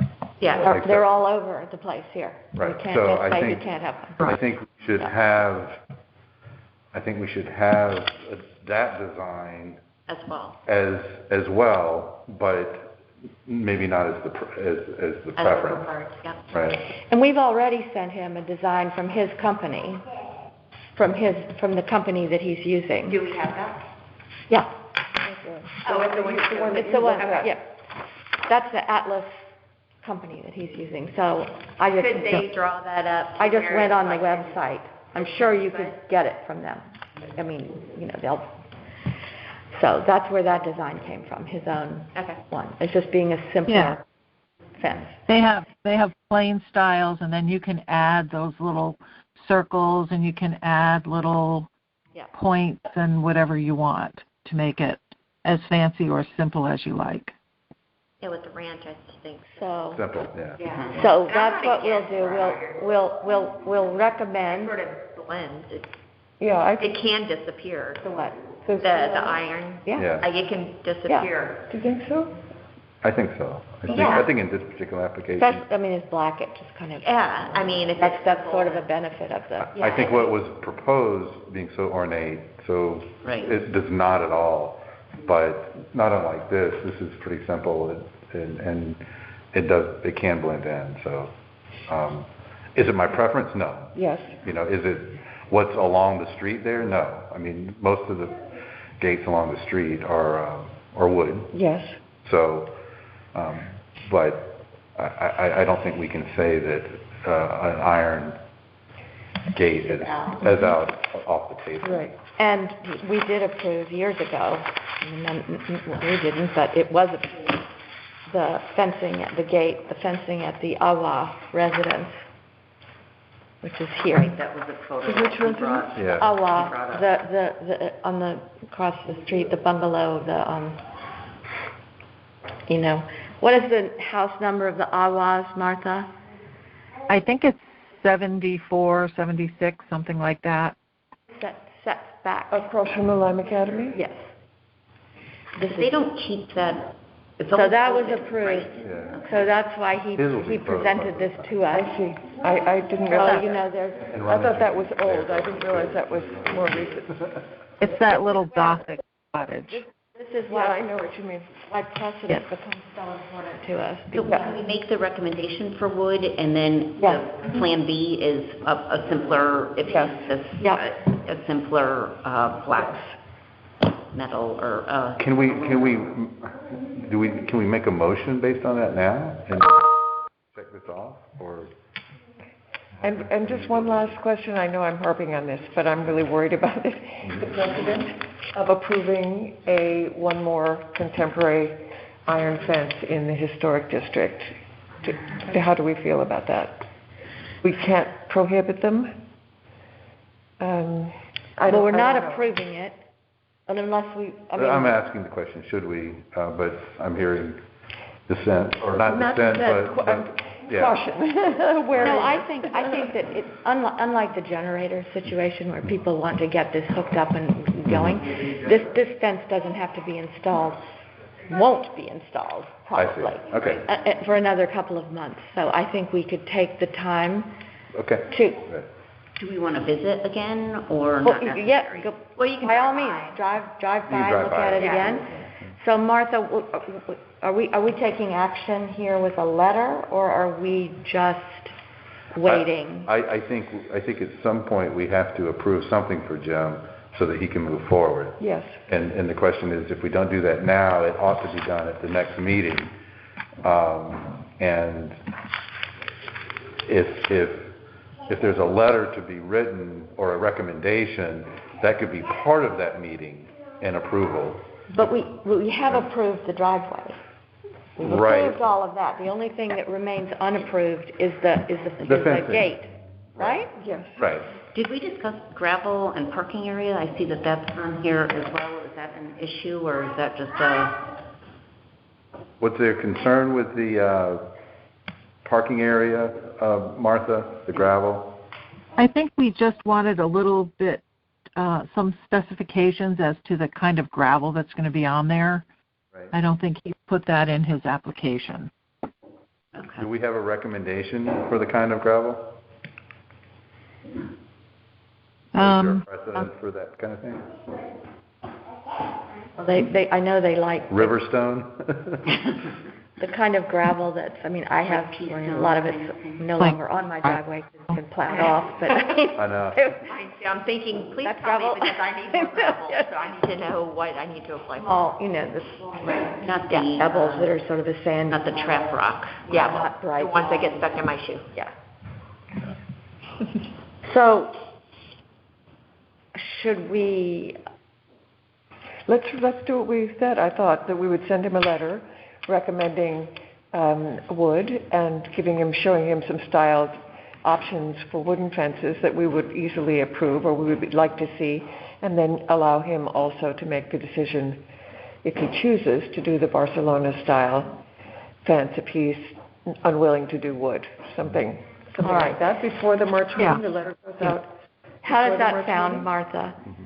Yeah, that sounds very And then we reasonable. can get it Right. settled. Okay. Yeah, and then settle it at the March meeting. Yeah. Okay. Yeah. So we'll individually try and identify some designs that we think might work, and we'll Good. forward them to me or to Martha. I can forward them. We'll write that letter later in the month, right? That sounds Yeah. good. Okay. Okay. Okay, good. Good. Okay, now we have, next is number 1 Lime Street. Do we need to discuss the Spears, number 8, Spears window replacement? We have his, yes, we do. So sorry, I didn't see that. So this is it's not like for like because the material has changed, but the window design is exactly the same, 6/6, white. I'm sorry, is this Chad here? Yes, I'm just well, wondering if this we is could... 1 Lime Street. Shall we go for him first? Why don't Yes. we do him Yeah. first? He has a little one here. Okay, so good. He's got Okay. a time limit. Okay. So Come we'll on. move to 1 Lime Street. She's waiting patiently. Hi. Hi, guys. Hi. Hey. Where can we sit? Here, I'll move. Oh, no, that's good. Well, thank you. Figure, Right, see, I told you get your this is official a big seat. occasion. Hi, everybody. Hi. I'm Chad. Hi, Chad, I'm Carolyn. How are you? Carolyn, nice to meet you. I'm Russ. Russ, Hi, Chad. nice to meet you. Deanie, hi.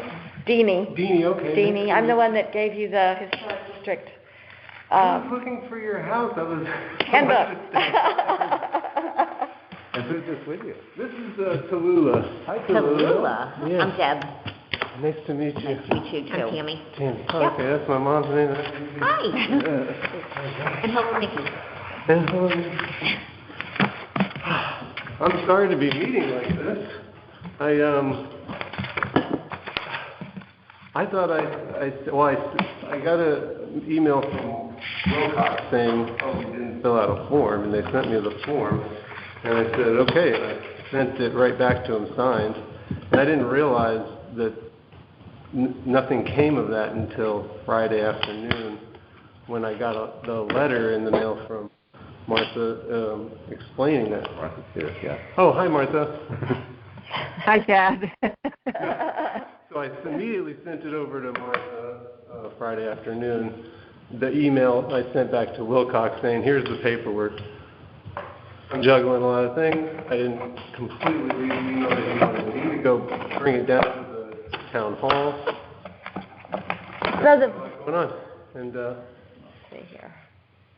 so Okay, here I'll. I'm sorry, it seemed like I wasn't getting back to you guys.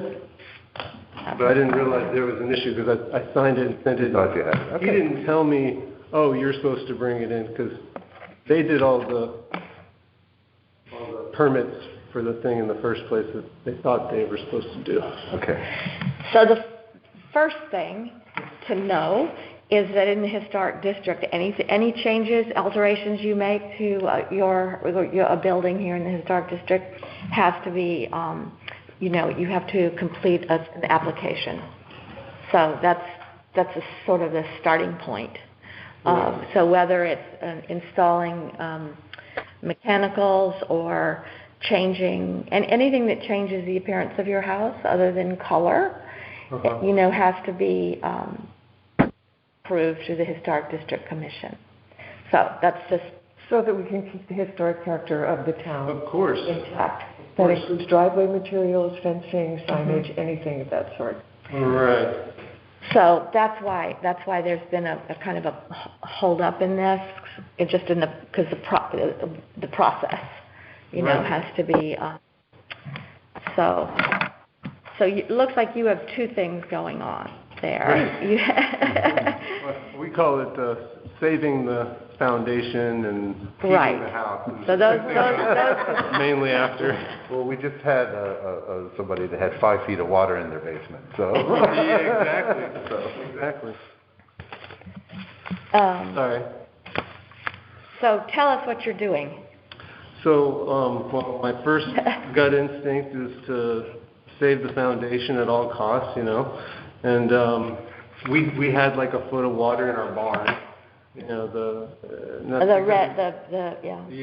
And because you can walk down below it, and then there's pillars down there that are not below the ground, holding the whole thing up in the center. So I wanted to keep that as dry as possible, and I knew that was an issue because it's the oldest and it's not sealed the same. But I said I'd do the house first to keep it dry, because there's a lot of places where there's no gutters on the house. And it comes down in concentrated areas, and I'm just seeing sinkholes and I'm seeing pools of water at some of the pillars on the back porch. And I've done a lot of this stuff, so it just was like a natural thing for me. I didn't think, I just thought it was drainage and it was, the ground, and it wasn't. I didn't think about it as a change to the building. I can see that, from your perspective, how that looks, and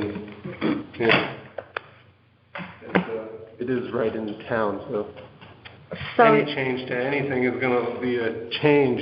That's right. We put in a French drain in it. So is that is that where it is? The gravel, north facade? I would say maybe. Sorry, I don't have my glasses fog up. Just so everyone can. Yes. So that is all.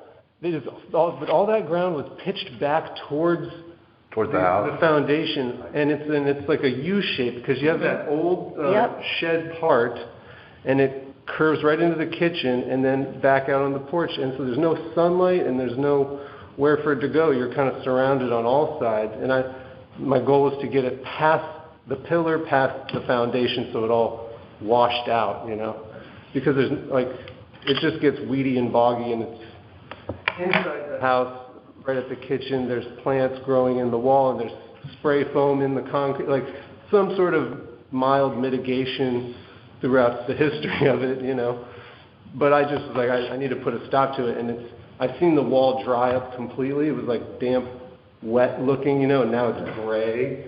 And I actually went under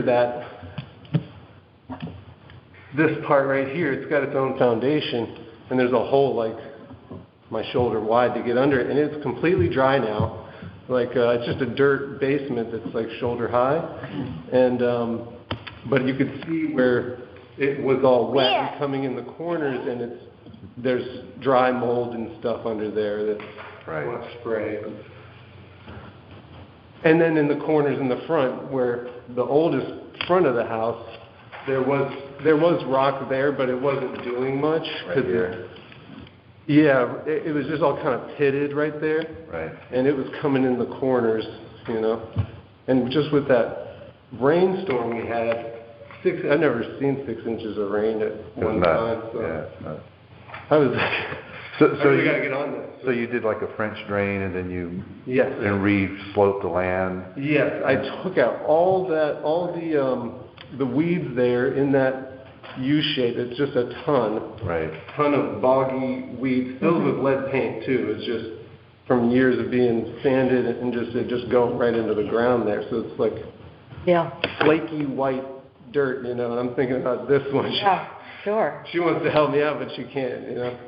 And so I got rid of all that, you know, because it was only a seasonal patch of fern, which I love ferns, but, you know, I like the house better in this case. And so I re-sloped it, because towards the back of this point here, it was like this much stone exposed below where they had done the facading on the stone, where they covered the stone with plaster or something. So it had eroded away on that far corner. And so when I took it all, the weeds and stuff out, I regraded it, like you said, back towards the original height of the foundation, because you can see where they plastered along there, and it fades off downward the slope and anywhere where it's washing out, because the pitch from the roof is like 5 inches, and it's 2 stories. So you can see now where it comes down when it's wet. It only comes down from the foundation like 3 inches. So it's so good, yeah. So it sounds like to me a C of A for the finishing material, or the work there is needed, correct? That's what I think. Or I mean, I think all agree, some sort of idea of what's your vision for that area is. And maybe, as it is right now, it's not your final vision for it. Right. Your idea is to do what? Well, and this is just a mitigating set of circumstances for right now. So that's something that we need to know. Okay. What Tallulah thinks, for example. We need to know. I read the handbook a lot, and I thought I was in the clear, so I didn't mean to work out of line on this, you know. No, we're here to work with. We're here to work with you. I mean, we all care so much about this district and your house specifically, and everything. So we love the house, you know. And saving the foundation is extremely important. There. The house doesn't stand, so so that's. But at the same time, we have to review the exterior. Any changes to the exterior has to follow the process. So I think that's the right. It has to be consistent with what else is in the district. Right. And just to stay in touch with us. I think with some of these houses, such as yours, that are so important, you know, we do understand that everything can't be made perfect. You know, the minute someone moves in, but you have a long-term plan on how to do it. Yeah. But we would really appreciate, and actually, you know, you need to know what your plans are, because of our sort of jurisdiction in this historic district, and we care so much about your property. So I guess a C of A for the landscaping essentially is what it is. Right. Around the boundary of the house would be what we would need. Okay, because I could continue doing it. I mean, there's like a spot where it just pours out on, you know, Right, not specifically the structural work, that's your problem, but, and we all have that, but the aesthetics. the aesthetics on the exterior of the landscape around the house, that needs to be reviewed by the committee. Okay. And so give some thought to that, submit the C of A, and that's the material that you're using. Right. Any plantings that you might be planning, if there's any. Your vision, really. Your vision. Your vision. Your vision. And we understand you can't do it all instantly, but your vision would be something that's very important to us, so.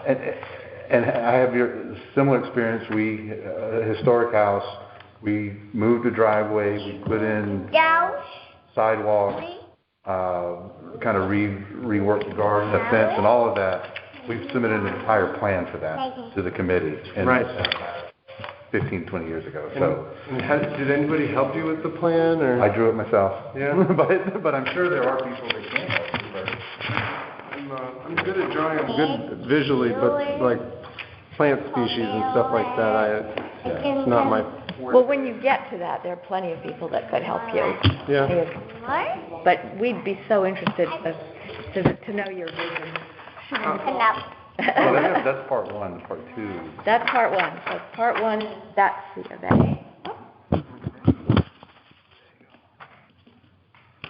So I feel like with a kid, it's nice to have some boundaries for her, and it's a specific lot, right? That's wide open. Yeah. And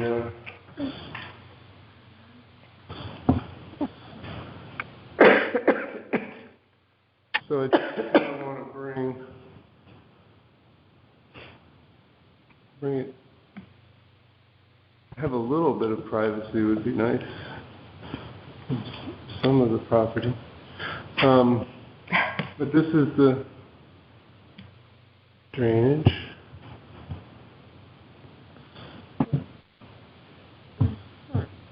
And I was thinking, there's a giant, beautiful bush here, but it's only seasonal. So I thought it would be nice to kind of wrap this area in with layers of foliage, maybe like higher and lower, kind of make it like a hip, like so this corner near the pastor's house, kind of build up smaller stuff in the front and some bigger bushes, and then there's space here visually, but then something on this side. So visually it's private, but it's also, as you walk by, it's open and you can see back from certain angles and stuff like that. And I could see doing the same thing on this side. There's a door here on this side. And then there's this beautiful flowering tree here. And the windows. For the dining room and the kitchen right here.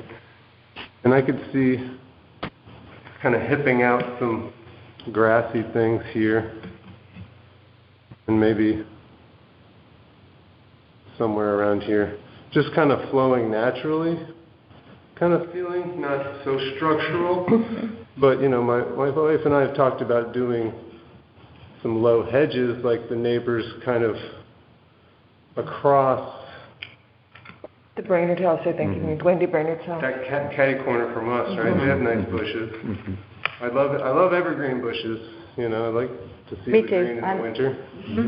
Gives you protection. And I like the grassies, the tall grassies. I worry about the ticks, but I also think, I could do some grassies, and then I could make a gravel border to keep the ticks from traveling or something. So on the back side, it could be like a sitting area and like pea gravel there.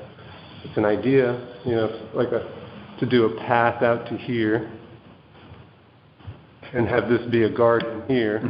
So, there you go. She wants to try. She can have it. Here you go, you can draw too. We do this every morning. Do you want a piece of paper? I should have brought some paper. Oh, here, I've got it. Thanks, guys. Should we draw the bunny? Anyway, Chad, you don't have to go through this all now. Of course. But what we'd like to see is your overall plan and where you want to put the pea gravel for the landscaping near the house, where you intend on, tentatively putting foliage and then come back with that. Okay. With that plan. And the gravel, because presumably Gravel's that's not important. just going to be like that. I mean, right? I mean, you're going to. Your overall plan for where you want to put gravel needs to be approved. That's what I'm understanding, yeah. Right. Because I think y'all assumed that you were doing this to help with the drainage. It completely understand that. But sort of the long-term plan of how to neaten it up and make it look a little less like just a temporary measure. Fix, yeah. Right, okay. Would be great. Okay. So here's the. Oh no, that's for the landscaping and gravel. Landscaping gravel. And then the next one is is it an air conditioner that you're putting in? Yes. Right. So. I have that form filled out. Oh, you do? Okay. Yeah, I did all the measurements.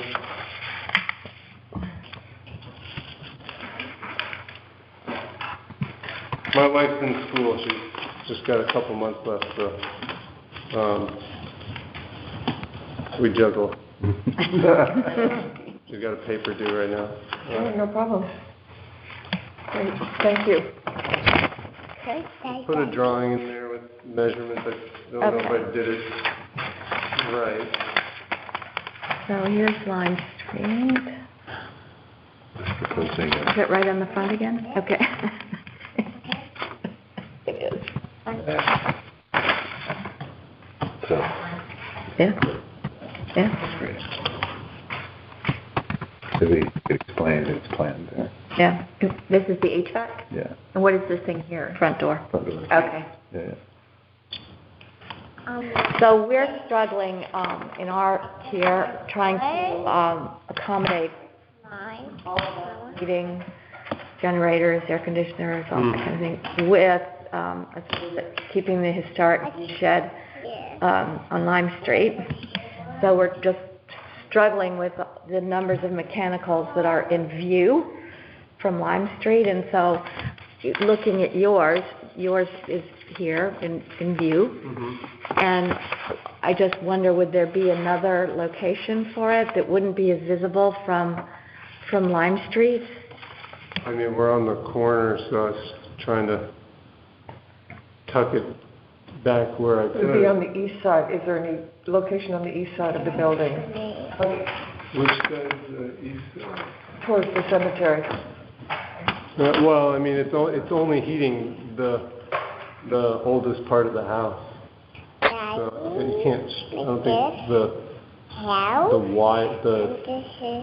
tube for the freeze or whatever, all that stuff, it has a limit to how far it can go where it would be efficient. Which part of the house are you trying to heat? This part right here. Just the front? Yeah, the upstairs. There's no heat up there.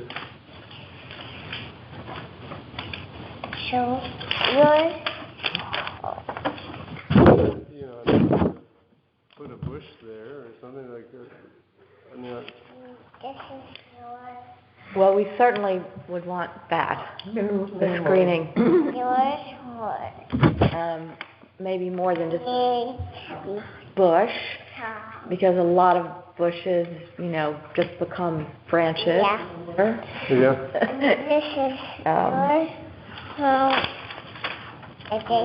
And Well, I think we need to do a site visit. we need to do a site visit. Yeah. And then we can make some specific recommendations, but I think what we're asking you is, from your homeowner's perspective, what alternatives are there for location for the HVAC unit? For me, there's not an alternative because it's already been set and it's in the house, and they would But have you to didn't take get up. approval for placing For it that, there. no. I did not.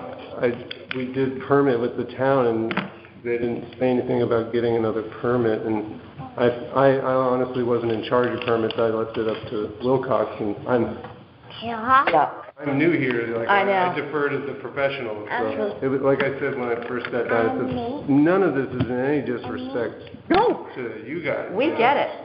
We totally get it. But you don't have you do have a CO from the zoning? That's what I was told, yeah. And I mean, I got to have a CFA for Right. a CO. Yeah. But you don't actually know if you have it or not. You're not sure. that's what I was told, is that we had the permit, and they said apparently we needed one from also the historical society. That's the email I got on December 6th. Us, the historic district? Yeah, the historic district. Right. So the email I got on December 6th that I got back to right away was signing the paperwork that Wilcox filled out, saying hopefully this takes care of it, you know. We don't know exactly what that paperwork is. No. Right. What's that? We don't know exactly what that paperwork is. The process is, for houses in the historic district, you have to come to the historic district first and get the certificate of appropriateness, and then the zoning will, then they will sign off on their piece of it that has to do with setbacks and those things. So maybe that process wasn't observed. So, bottom line, unfortunately, it's installed without approval by the Historic Commission. And that's part of the town process. So, I think the C of A needs to be submitted to us, which I think we just shared with you, and then... But he has this one, okay. So right, and we're asking you, when you come to us with your C of A, if you have any recommendations of alternate locations, that would be something that we would be interested in hearing from you. Right. Because it's basically, a piece of equipment along Lime Street in the historic district that impacts the historic district from a visual perspective. And that's what our commission's responsible to review. Yeah. So the next steps, let's just tell them what the next steps are, maybe before the March meeting, would be to submit the C of A. She just has. Request, which we have not had a chance to review. Oh, that's it, yeah. And to provide, in addition, whatever his preferences would be for screening and to consider any alternative locations. That's right. For screening in the present location and alternative locations that would be your second or third choice. Okay. Martha? Yes. How is that process? How is that? Are we? That sounds good. That sounds appropriate. So if Mr. Pittman would submit 2 certificates of appropriateness, one for landscaping around the house, just kind of in general, and then one for installing the HVAC unit with some other possible locations for it. Then it would be up to the and with some kind of plan for screening it. Then it would be up to the commission to decide if the current location with screening would be okay, or if they or if he should move it. But I think we do have to consider that approval was given by the town. The permit was issued by the town, sort of out of order. So we should take that into consideration. Okay, thank you, Martha. Okay. And just to be clear, the gravel is considered part of the landscaping. Right. Yep. Okay, great. Shall we continue this at the next meeting? Mhm. Okay. And if you just let us know a little bit more about how you plan to screen it, or if there's some other And we locations. would like that on paper. We'd like to see a design. He includes this, Right. right. Yep. So I if you thought we have- would talk about it. I didn't realize, What do you have in mind in terms of screening? Do you like to? I mean, I could do a lattice and bushes. I could do, what is your guys' preference? We should walk by. We should do the site visit. Let us do a Yep. site for us. Yep. Let's do a site visit, and then we can have a discussion. Sure. Yeah. Is it seasonal? Is it need to be year-round kind of coverage? And Year-round. Yeah, it could be year Yeah. round. Yeah. Okay. So, and then like the style of lattice, so, I'm open to suggestions. Right. I want it to be right, Right. But it's a small window because it is back on the house, and there's that big bush, so that there's a clear window. It's not very wide when you're doing the walk around. So I think that's to everyone's benefit, and I think we can find a way to make it blend in seamlessly. Just out of curiosity, and I don't always know, why was that specific place chosen, that location? Was that something that Wilcox recommended? Yes, because it goes right in and right up the chimney that is there. It's using the chimney chase because there's two chimneys and there's a hollow space between it, so I you see. can take all the lines up. Yep. And it's the shortest distance for them. Otherwise, it would be on the other end of the house. And it also is 65 inches tall, so it would be in line with, it'd be sticking up out of a window, From being in the house, it's not in a window.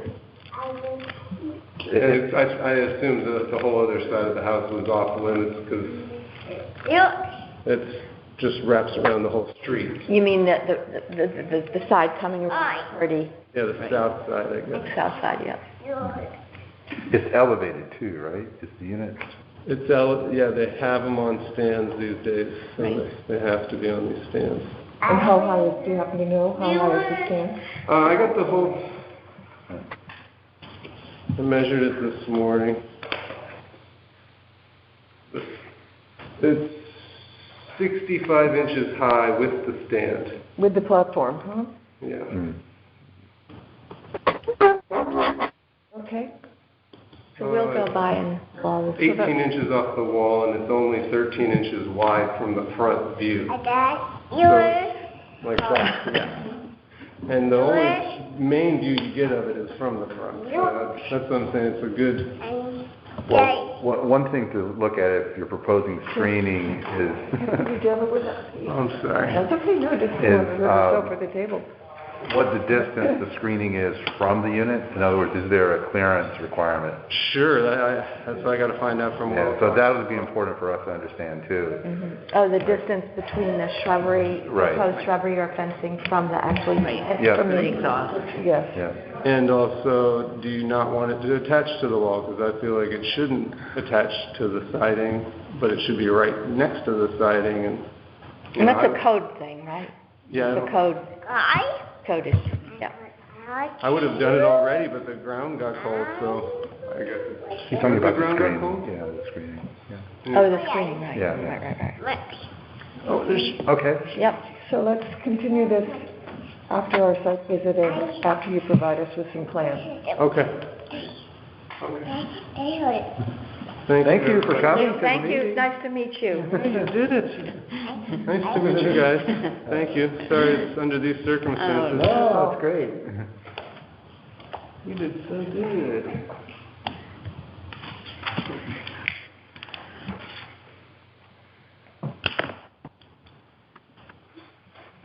Do you guys do recommendations for native plants or anything like that? Do you guys get into all that? Or? Sometimes we do. We can just suggest things that we think might be worth considering and that might be effective. Okay. I think that would be great.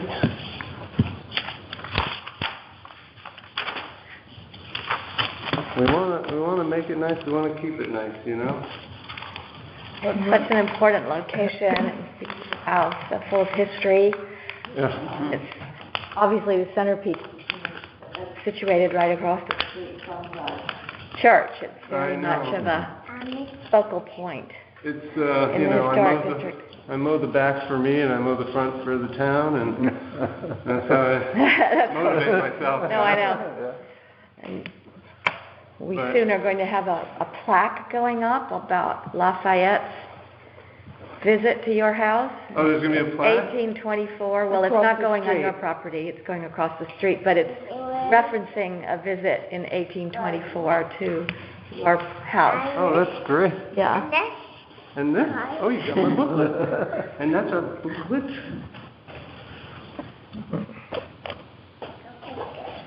I can't, I mean, I've never seen anything like that property. It's just kind of, everything is perfectly intact. I don't know what it is about. Where did you guys move from? We moved from Oregon because my wife's been doing her degree program, and she's from there. But we met in New York like 15 years ago. I worked in advertising at the time.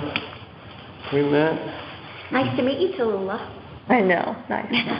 She's so cute. Get all bundled up. But my dad We used to love come the here as a children in the kid. neighborhood. Yeah. Why did he come? His best friend was, Dwight Ely, Mr. Ely. Mm-hmm. They grew up together, so they'd come here in the summer. Oh, nice. That's how we ended up here, I guess, because we already knew about it. She's staring at me. Bye. Bye to him. Bye. Have a nice morning. Did you have fun? Mm-hmm. Interesting stuff at the town hall. It's only 18 months. Oh, she's so cute. Yeah, it's Really been great. I love watching. I live pretty much across the street from the chocolate show. Oh, yeah. So I love watching, and I've really just been here for 10 years, but I love watching the kids grow up. They come from the strollers, to then they're on their little razor scooters, and then, suddenly they'll be turning up with just their friends after school. I know, like Tammy. Yep. It's good that they're really grown up now because they're allowed to come alone. Yeah. It's It's already cute. happening. Mm-hmm. Yeah. She's already too big for a little tricycle. Mm-hmm. You gotta get the scooter. Yeah. Yeah. Well, welcome to the neighborhood, Yeah. Lula. Yeah, Thanks for coming. Thanks for coming, Jen. Thanks for your time. I appreciate it. Thank you. Martha, thank you. Thanks, Chad. I guess, will I be getting an email from you about the next meeting, or? Yeah. Yep. I'll be in touch with you. Okay. Thank you. Okay. Bye. Thanks, guys. Thanks for coming. Meet you. Have a good one. Bye. Bye, Tallulah. Now we're going back to Spears. Number 8, and then we can finish up. Yeah. Okay, so Spears. So he came in just before some of you arrived with the certificate of appropriateness. He's replacing his windows with they're the same windows, 6/6. Only these will be vinyl and not wood. And so he would like preliminary approval so he can go ahead with it. We can't give him final approval because a public hearing is required, and we can't have that. I mean, we can do that for March. So, assuming everything that He has there's an 8-week lead time for the windows, so he wants to get them ordered. That's his main issue, so that they can be installed sometime in the spring. right. So I would move that we give him that approval. I second that. All in Agree, favor? yeah. Okay. Great. So how is that phrased, Martha? That he has preliminary approval, or it's approved? How does this? I would say preliminary approval. Yeah. Or approved subject to the conditions is another option here on this form. But we don't have conditions. We don't. Our only condition is the public hearing. The public hearing. Well, and that it's, I think you state that it's like for like, in that it's a 6/6. Yes. I think we should I do state too, what yeah. it is. So it's a Describe. 6/6 window of similar style to historic windows, something like that. Perfect. Yeah.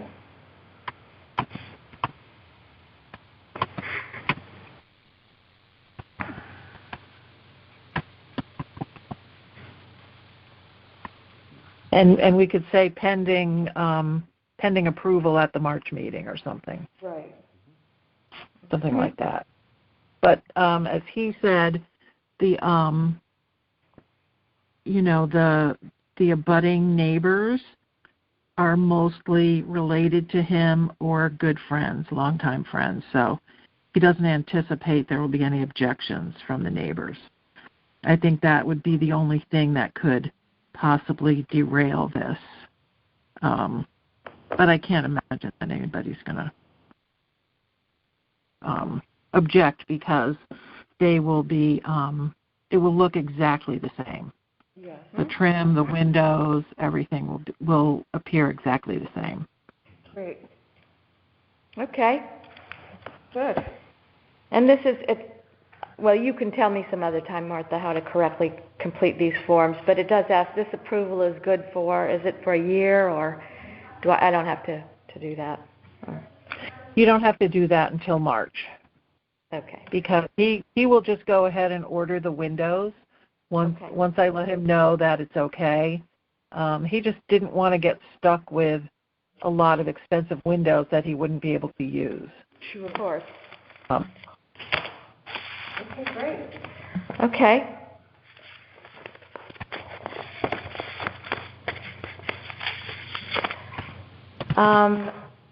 The old Lime Inn signs, I mean, I know we're just about finished, but Russ had submitted that photo of as an option. Did you get the email, Tammy? I'm not sure. I got From our about son. that. So one of the problems we have is there's a constant sort of stream of different little banners hung out. And in our effort to try and clean up the signage in the historic district, we're trying to take a kind of individual, Case by case, different needs. We're trying to take everything into consideration. So you're proposing something like that as opposed to the So we vinyl. appreciate the fact that they need to have a Sunday brunch sign or jazz on Saturday or whatever. Right. So, but Well, rather it's kind than of like what What they're proposing. yeah, what they're Right, proposing. an arm off a sign. this one is sort of great because they actually have the structure already in place. Yeah. They could hang some other signs and they could change them around. Yes. So It would be uniform and Right. So Martha, how do we handle something like that? Do we just sort of write them a nice letter, or do we wait until we're going to take a more a larger effort with everyone on the historic district, or what would you think? The appropriate way to handle this? I would think that since ultimately our goal is to make things more consistent in the historic district, rather than having like a whole menu of different things, sort of a la carte. People get to pick whatever they want. I think we want to see more consistency. So I would think it might be most appropriate to send a general letter to the commercial or nonprofit interests on the street and just say, that we want a more consistent look, and this is kind of what we're going for. I mean, the Florence Griswold Museum and the Art Association and the Lime Academy all use banners attached to their signs. That seems to be pretty standard. So are we going to be asking them to change to some other little things, or do we want to make that an option? Or maybe that's how does the I think that would be how does good. the commission feel? Probably the thing is this conversation has to take place at the next meeting, and everyone discuss how they would like to frame, no pun intended, how they'd like to frame the request to these property owners. I think the photo that you submitted is an excellent solution for the Old Lime Inn, and it's also easier for them.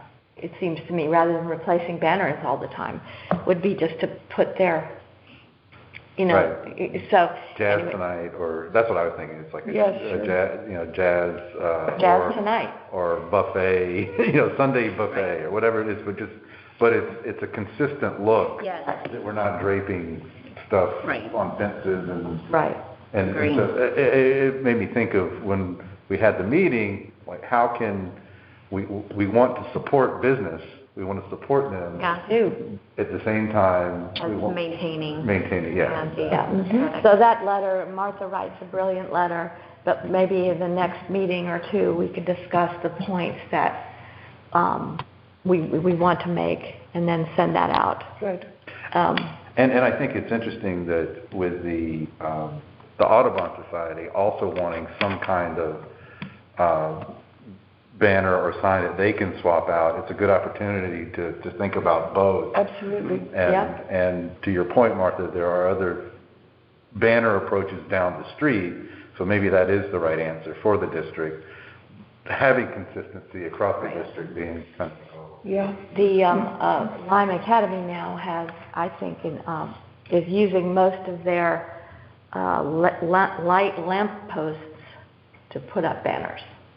It used to just be one or two. Now there are quite a few. So these are just things we have to. You're talking about the academy, or yes, the academy. Well, they had that one sign out not too long ago with the frame. Yep. And they took that down eventually. But now there are banners on almost all of the lamp posts. Yeah. So that's a proliferation of banners, if you will. Mm-hmm. So it's something to consider. The library uses, they sometimes have the political type sign. That you just stick in. They also have a A-frame. Sandwich board sign, which are, as we know, are not permitted in the town of Old Lyme, let alone the historic district, but they're up and down the street. Yeah. The chocolate shell and the spa and and sometimes Musical Masterworks uses it at the church, and so these are all things that just, according to Ned, we've been talking about it for many years. I'm sure Martha would agree, but if we could just take proactive, make some effort now, it would. Could you? And I'm just thinking out loud. Come up with a consistent design of what we're looking for. Let everyone know that this is. And maybe you have to go through the process of adding it to the handbook even, but make it just, this is how it's going to be done.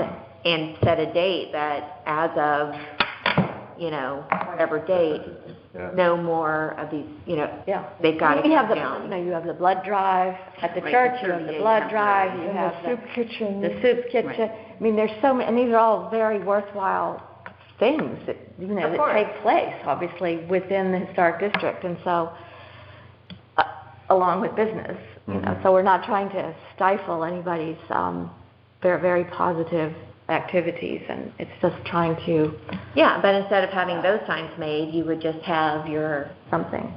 But then you need a structure. Once you ask people to do, so. Do we want another structure? Maybe not. Well, and that's why it's the case by case. Like the Old Lyme Inn, they have a structure. The Audubon is going to have a structure, and maybe we start. One approach is to say kind of this blanket approach, right? Yeah. The other approach is starting with the organizations that we can work with, and try to handle it piece by piece. You know, I don't know what. It seems, yeah, I mean, it There's two ways seems to to do me it. that, I mean, I know per Martha's statement, which was just so valuable, is about consistency.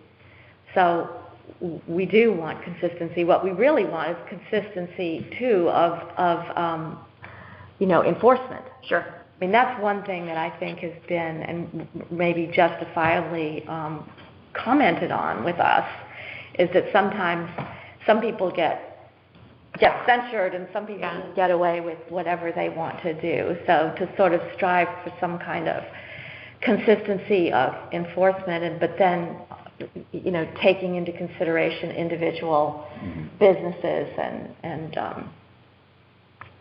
I mean, a blood drive sign, a blood drive goes on for 6 hours. It goes out, it goes back in. What kind of sign does the church have? What's their new sign? What does it look like? I can't remember. It's a wooden. It's a wooden, but post. it's fixed to the ground. And it's the frames like this? Right, it's Yeah. low to the The ground. new permanent sign? Yeah.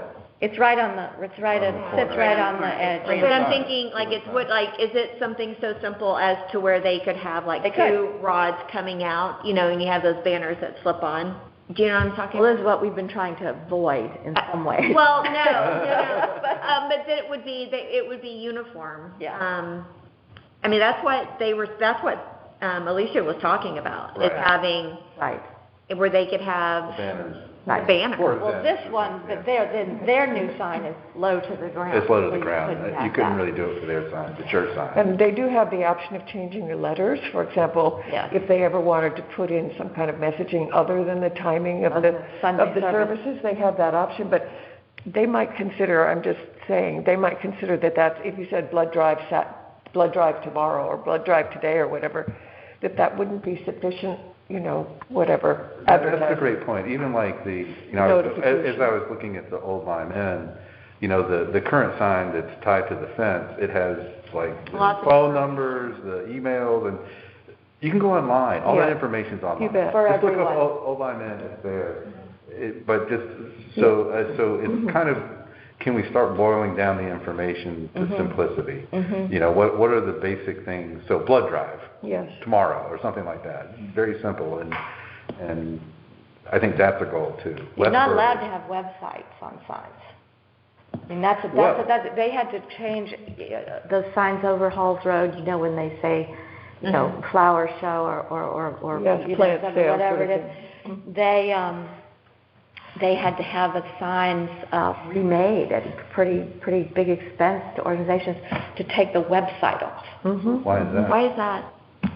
Something to do with the, in that case, it was the DOT, because Halls Road is... Okay, so I see. They don't want it's distraction. They don't. So in that case, as I recall, it was with Musical Net, they had to take off that website. So maybe for because Lime it was Street. DOT. Yeah. I think I read something about signs when I was reading through our own old Lyme zoning regulations, reading through the whole sign section, which I think is section 19. I do believe there's something that says websites are not supposed to be on the sign. Okay. Regardless of This is, and just so everyone knows, when John Noyes returns, and anyone else who'd like to participate, we're going to try and we are going to set up a meeting with the CEO and with land use to try and see where, because quite a bit of this is under their jurisdiction. It's not necessarily all us. So it would help us in our enforcement to have some of these letters coming from both of us or jointly, rather than just appearing that it's always the historic district coming Right. because it's not. Yeah. So, but that will be after March when John Noyes gets back. Okay.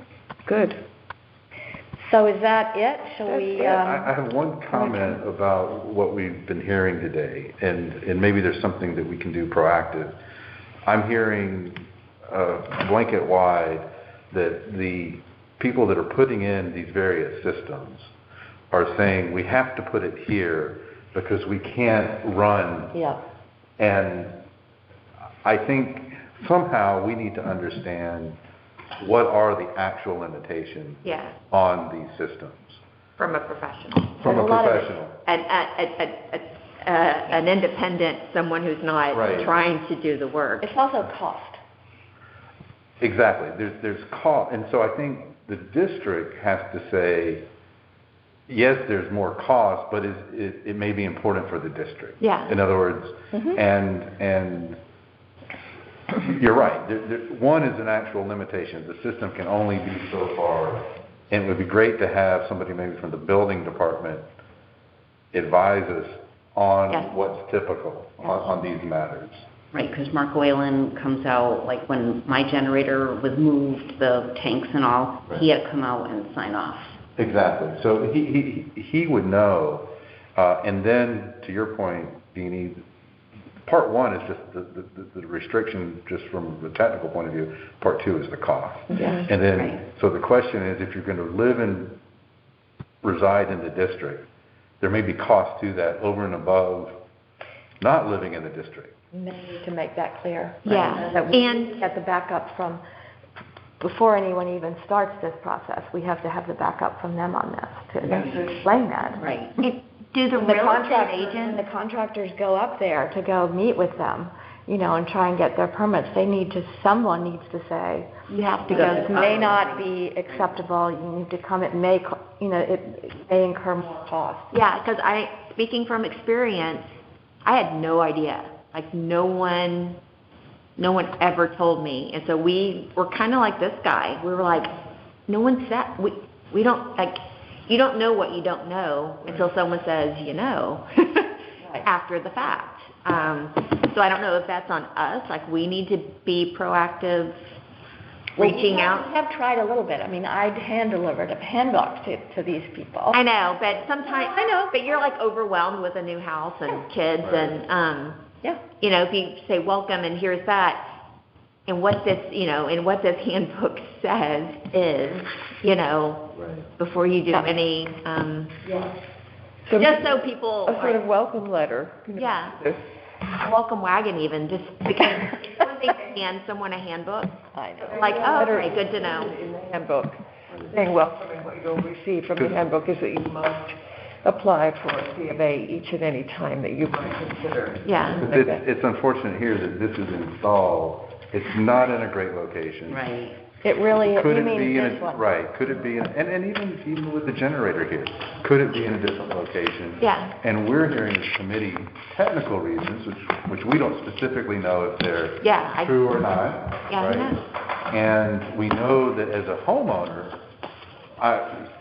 there is a fact that the shorter the run, the lower the cost is. Right. Period. So, and I think the committee has to decide, and just because it was done a certain way in the past doesn't mean that we can't decide Absolutely. in the Going future. forward. And we're going to have more and more of this equipment being. We installed, are. so. Right, and Absolutely, hardship. it's very Every time a property changes hands, the new people, That's right. And swimming pools and the mechanicals that go along with swimming pools as well. We're going to see perhaps more of that. Yes.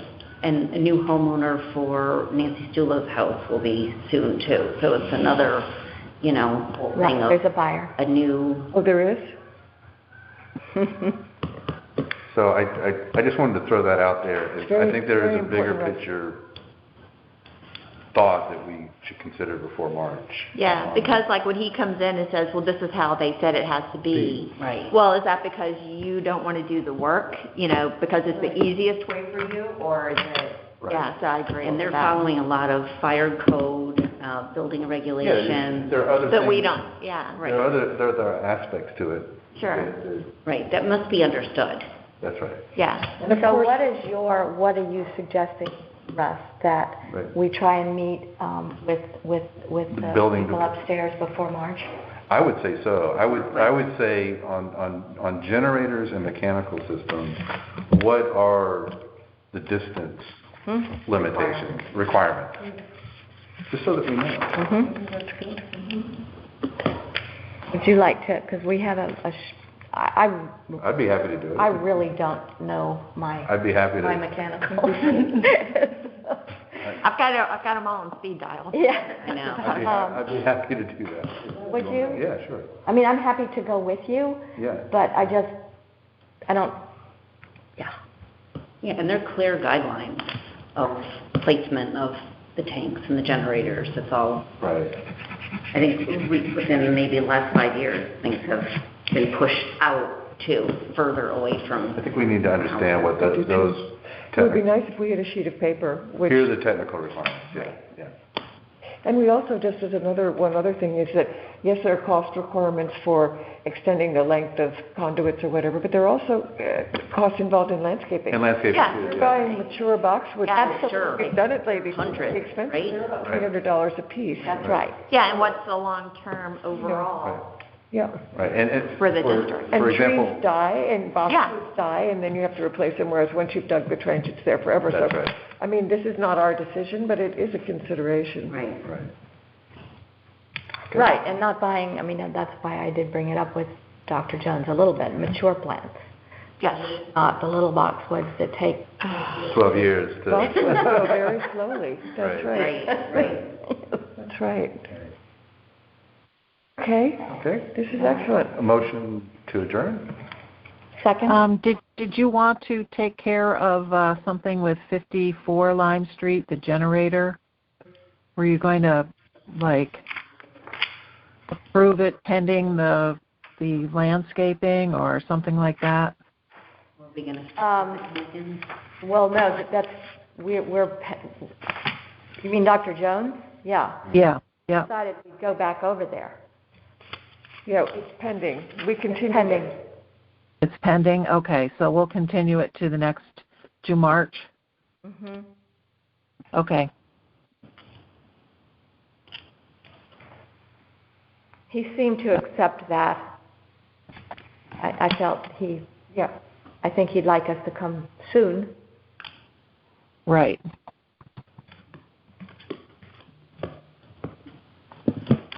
It's a motion to adjourn. All in favor? Right? Okay. So Russ made the motion. Who seconded? I did. 11:45. And Deanie's first meeting. Yay. Good job. Great job, Deanie. Thank you, Martha. Thank you, Martha. I should have included in the open meeting to thank Martha for all of her help in preparing me. Let's put it in the minutes. Yeah, don't fly. Thank you, Martha. Meant to. So much. Okay. So Martha, we'll be back in touch Yeah, yeah, on just, okay. Good definitely. meeting. Very good. Yeah. And welcome Tammy. Yeah, welcome, welcome, Tammy. Tammy. Jumped right in. I'm sorry, I talk a lot. No, it's great. There's a lot going on this. Yeah. Okay, so I'm going to say goodbye, Martha. Okay. Okay, bye-bye. Yeah, thanks. Bye.